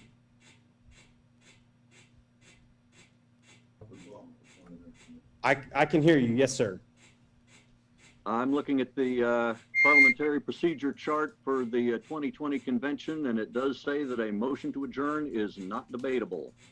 I Just need to agree. Vote on it. Here is my concern, and I have to rule it out of order. I've had both my parliamentarian and assistant, what's that?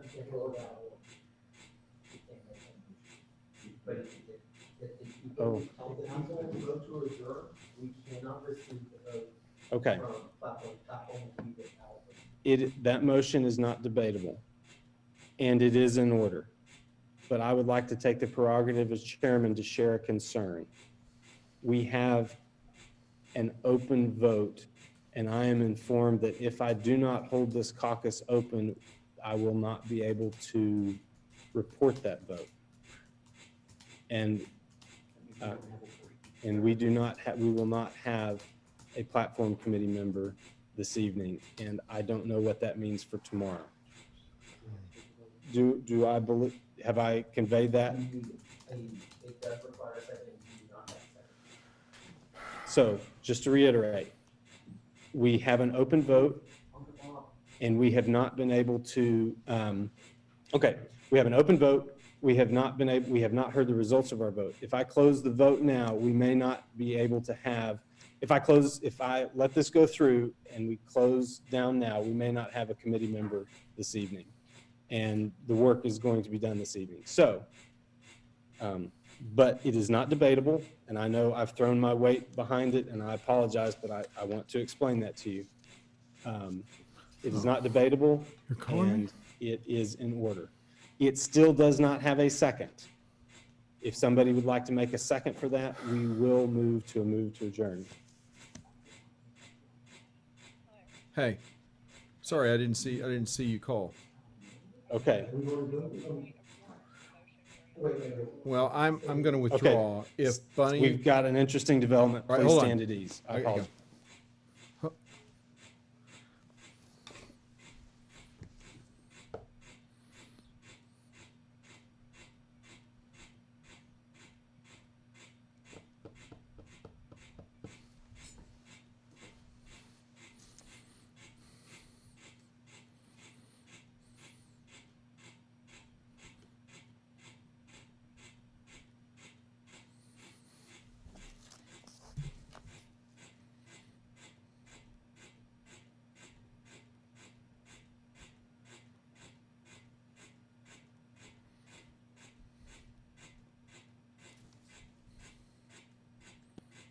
Okay,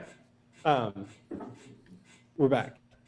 If there is a, clear everything out, we have a motion on the floor, it's not debatable. We have a motion on the floor to adjourn. It is not debatable. It is in order. You've heard my concerns about it.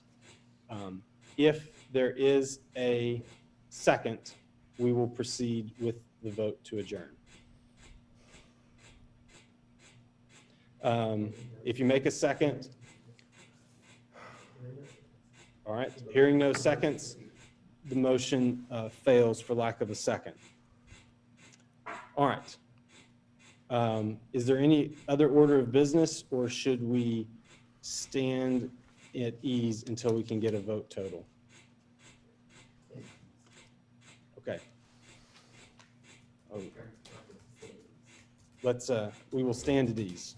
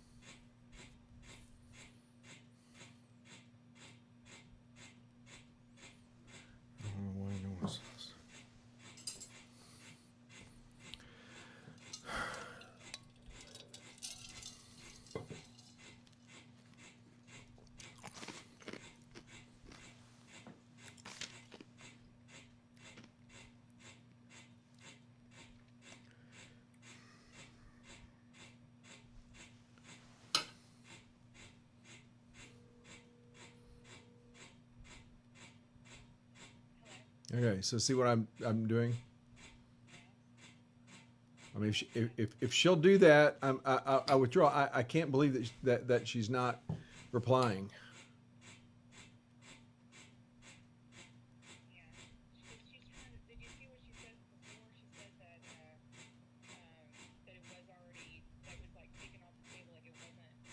Right. So why would she have a problem with doing that?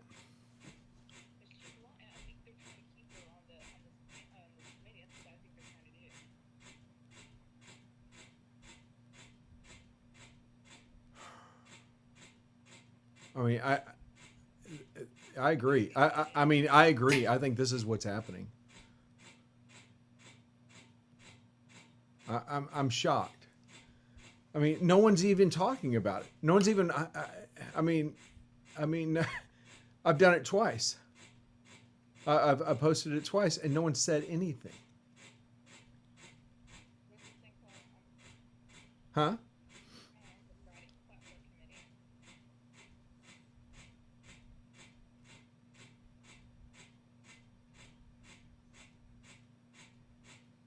Golly, I just can't.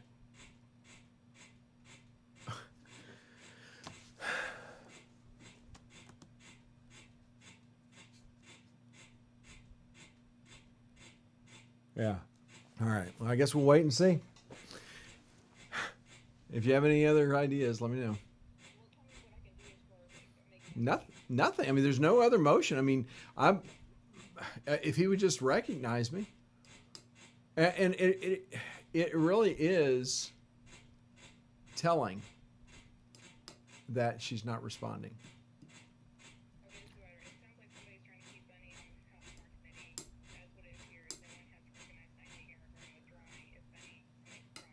That's good. Yeah, I see it. That's good. All right. Thanks. Bye.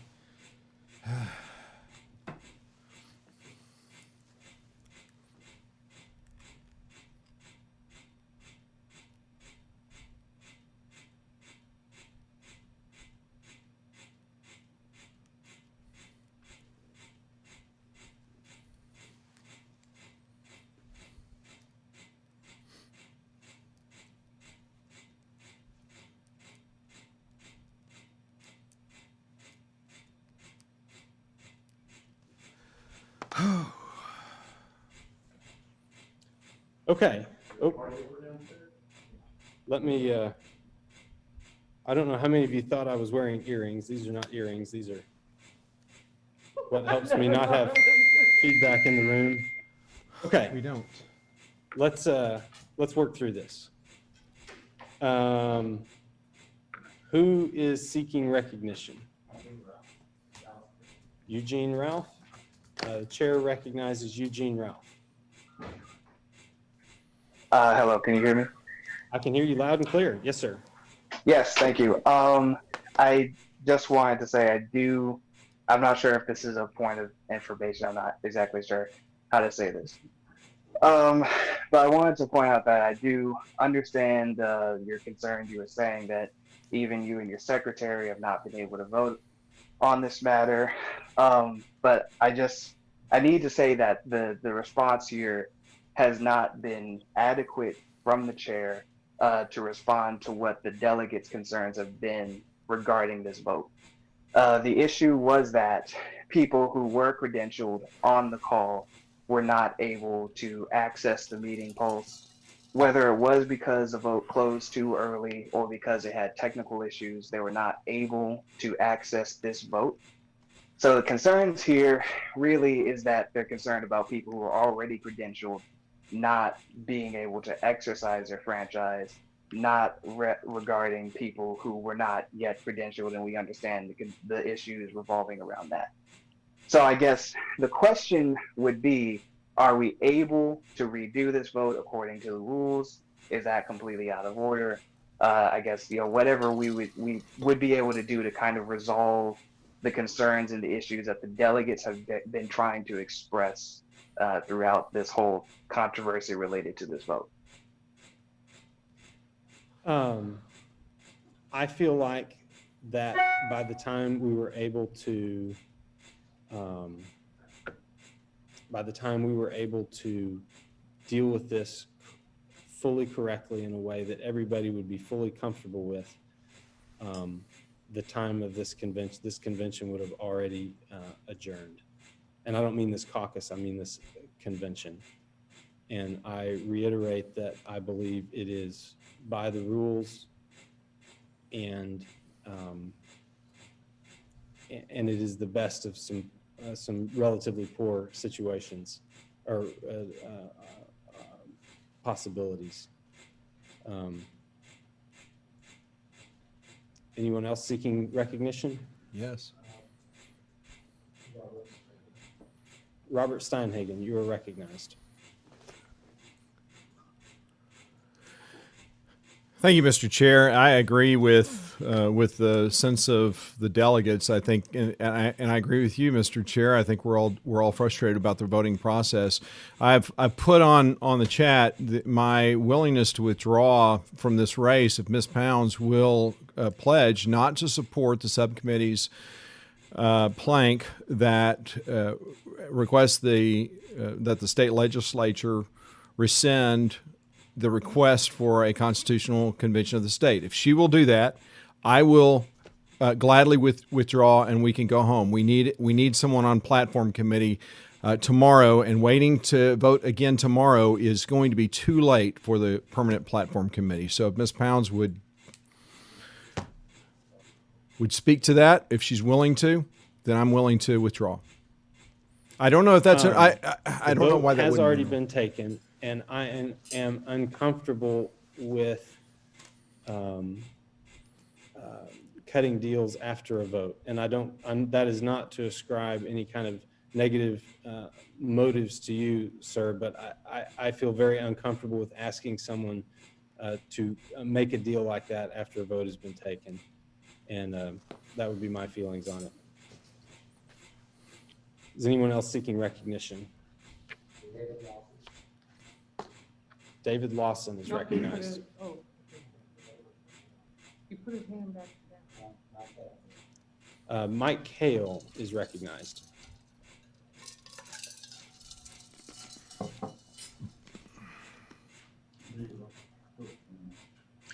Yes, Chairman, is there a chance we could retake this vote? It seems like there was maybe somewhere between half a dozen and a dozen people that were not able to vote.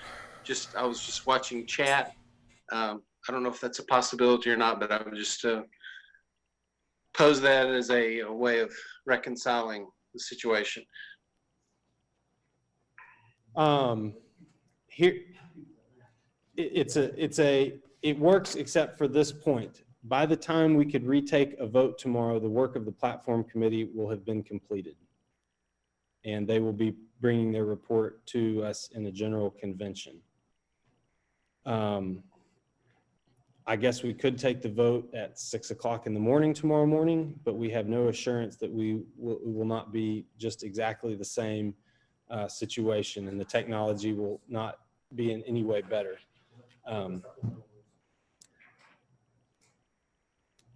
I don't see how that could be a workable solution and still have our platform committee accomplish anything tonight.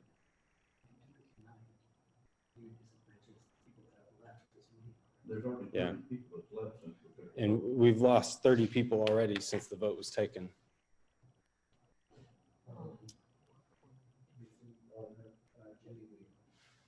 Chair recognizes Jimmy Weaver.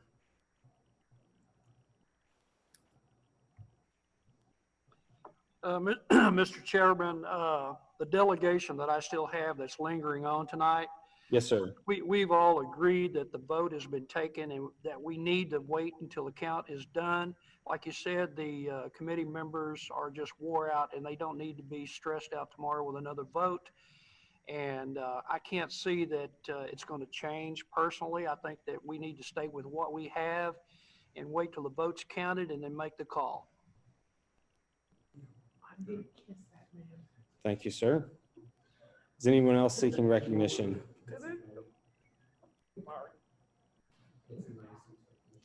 Mitzi Money is recognized. I was going to suggest. Oh, you're unmuted. I can hear you, Ms. Oh, Rennie. okay. I was just going to suggest that we revote now. I did not realize 30 had left because my concern is there are two groups of people to me that I've observed. We have the same credentialing problems, but I also agree there were a significant number of people, it seemed, that just didn't have time to make the mental transition from the Zoom voting to the Pulse voting.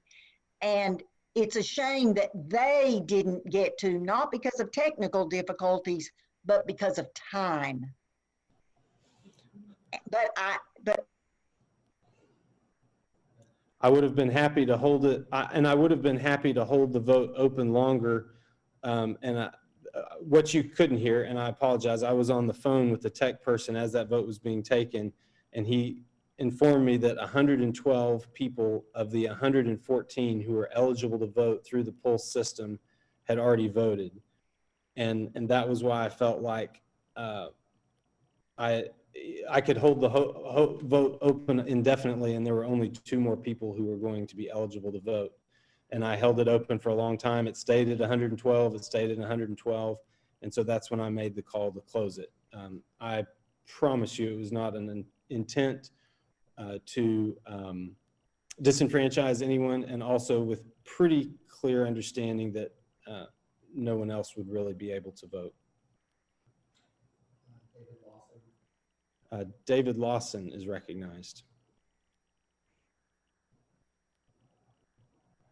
Can you hear me? I can hear you. Yes, sir. Oh, good.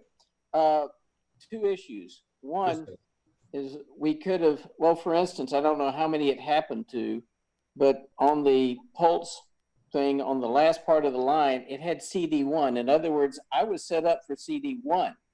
I sent in a tech message, but I'm also a tech in a lot of ways. I tried to change, and of course, it probably had my credential going to there as far as Pulse was concerned. But I am in the meeting and I am credentialed. The other thing, though, is to find out, should it come up again, all we would have had to do was say, yes, if you're credentialed and you couldn't vote, you could have totaled those up, and you wouldn't know what they were, but we would know. Do you see what I'm saying?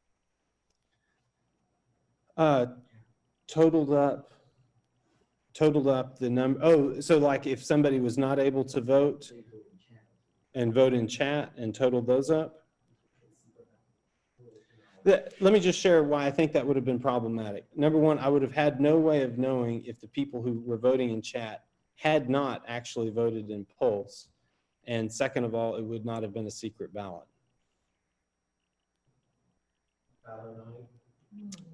Tyler Knight is recognized. Yes, Mr. Chair. Yes. Point of information. Yes, sir. I am just wondering, do you have a timetable on when we should receive the results of this vote? At this, I was told at 12:15 they would be able to release it. I don't think it's that they're trying to hide it from us. I think that that's when they think the software will be ready to crunch the numbers. That was my understanding anyway.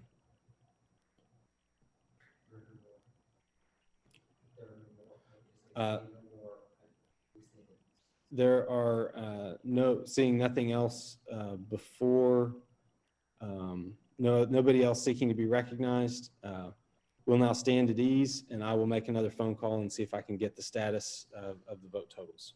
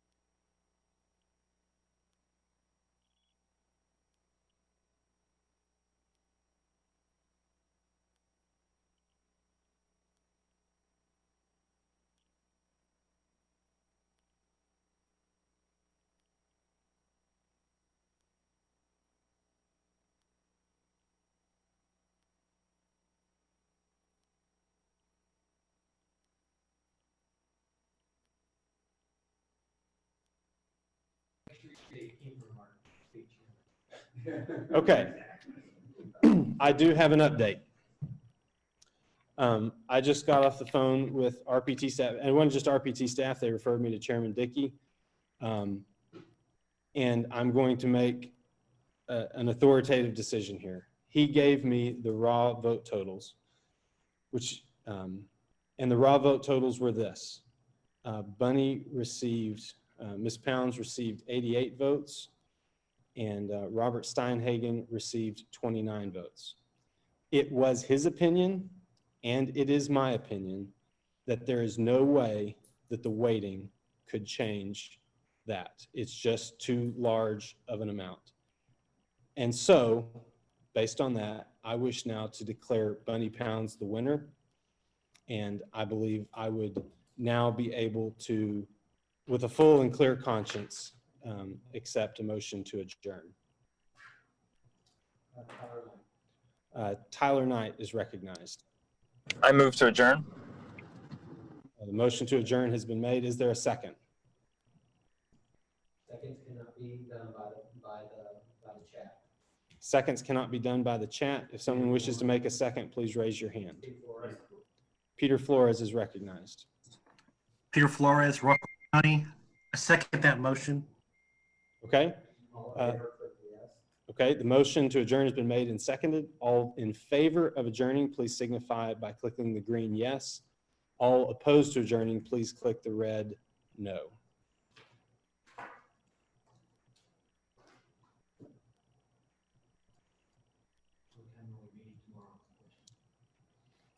Oh, yes.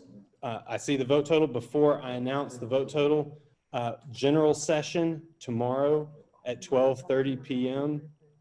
What was that? Oh, yes. Okay, the motion has been made to adjourn. I'm going to take my prerogative as a chair to do one more thing. Remember, general session tomorrow at 12:30 p.m. And also my secretary, who will be the secretary at our SD caucus, would like to make an announcement to help with credentials tomorrow. So I now recognize Daphne Stanley. Thank you. Thank you guys. Oh, okay. Make sure, can you hear Daphne? Can you hear me? Yes. Okay. So to make sure getting into the meeting, it is so important that when you guys log into your Zoom meeting, that you take the time to make sure that you know what name you're using when you log in.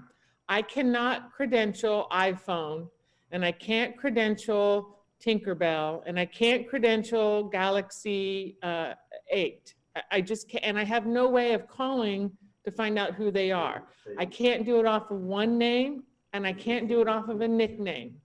So if you want into the meeting room and you want to stay in the meeting room and you want to participate, you have to be diligent in how you log into that Zoom meeting so that we can, pardon me? And one device. So also as well, I know that some of you are using a device to be in your Zoom and then another device to do your voting. But make sure that the other device isn't coming into Zoom, because that's another thing that we're trying to do is we've got multiple names of one person. So it's been a little bit challenging. And so I will do the best we can tomorrow. But you know, I just ask that you be really careful when you enter in tomorrow at Zoom. Log in with some time to allow us to get you in. And I appreciate you guys' time. Yes. I thank you all for your patience. Y'all have been a great caucus, and I thank all of you who ran. Thank you very much. I wish to amend, it's 12:30 general session. There is a 9 a.m. Prayer meeting in the morning I wanted you to be aware of. The vote was 78-1 to adjourn, and we are now adjourned. Thank you all very much. Have a good night's rest. So is the prayer also on Zoom?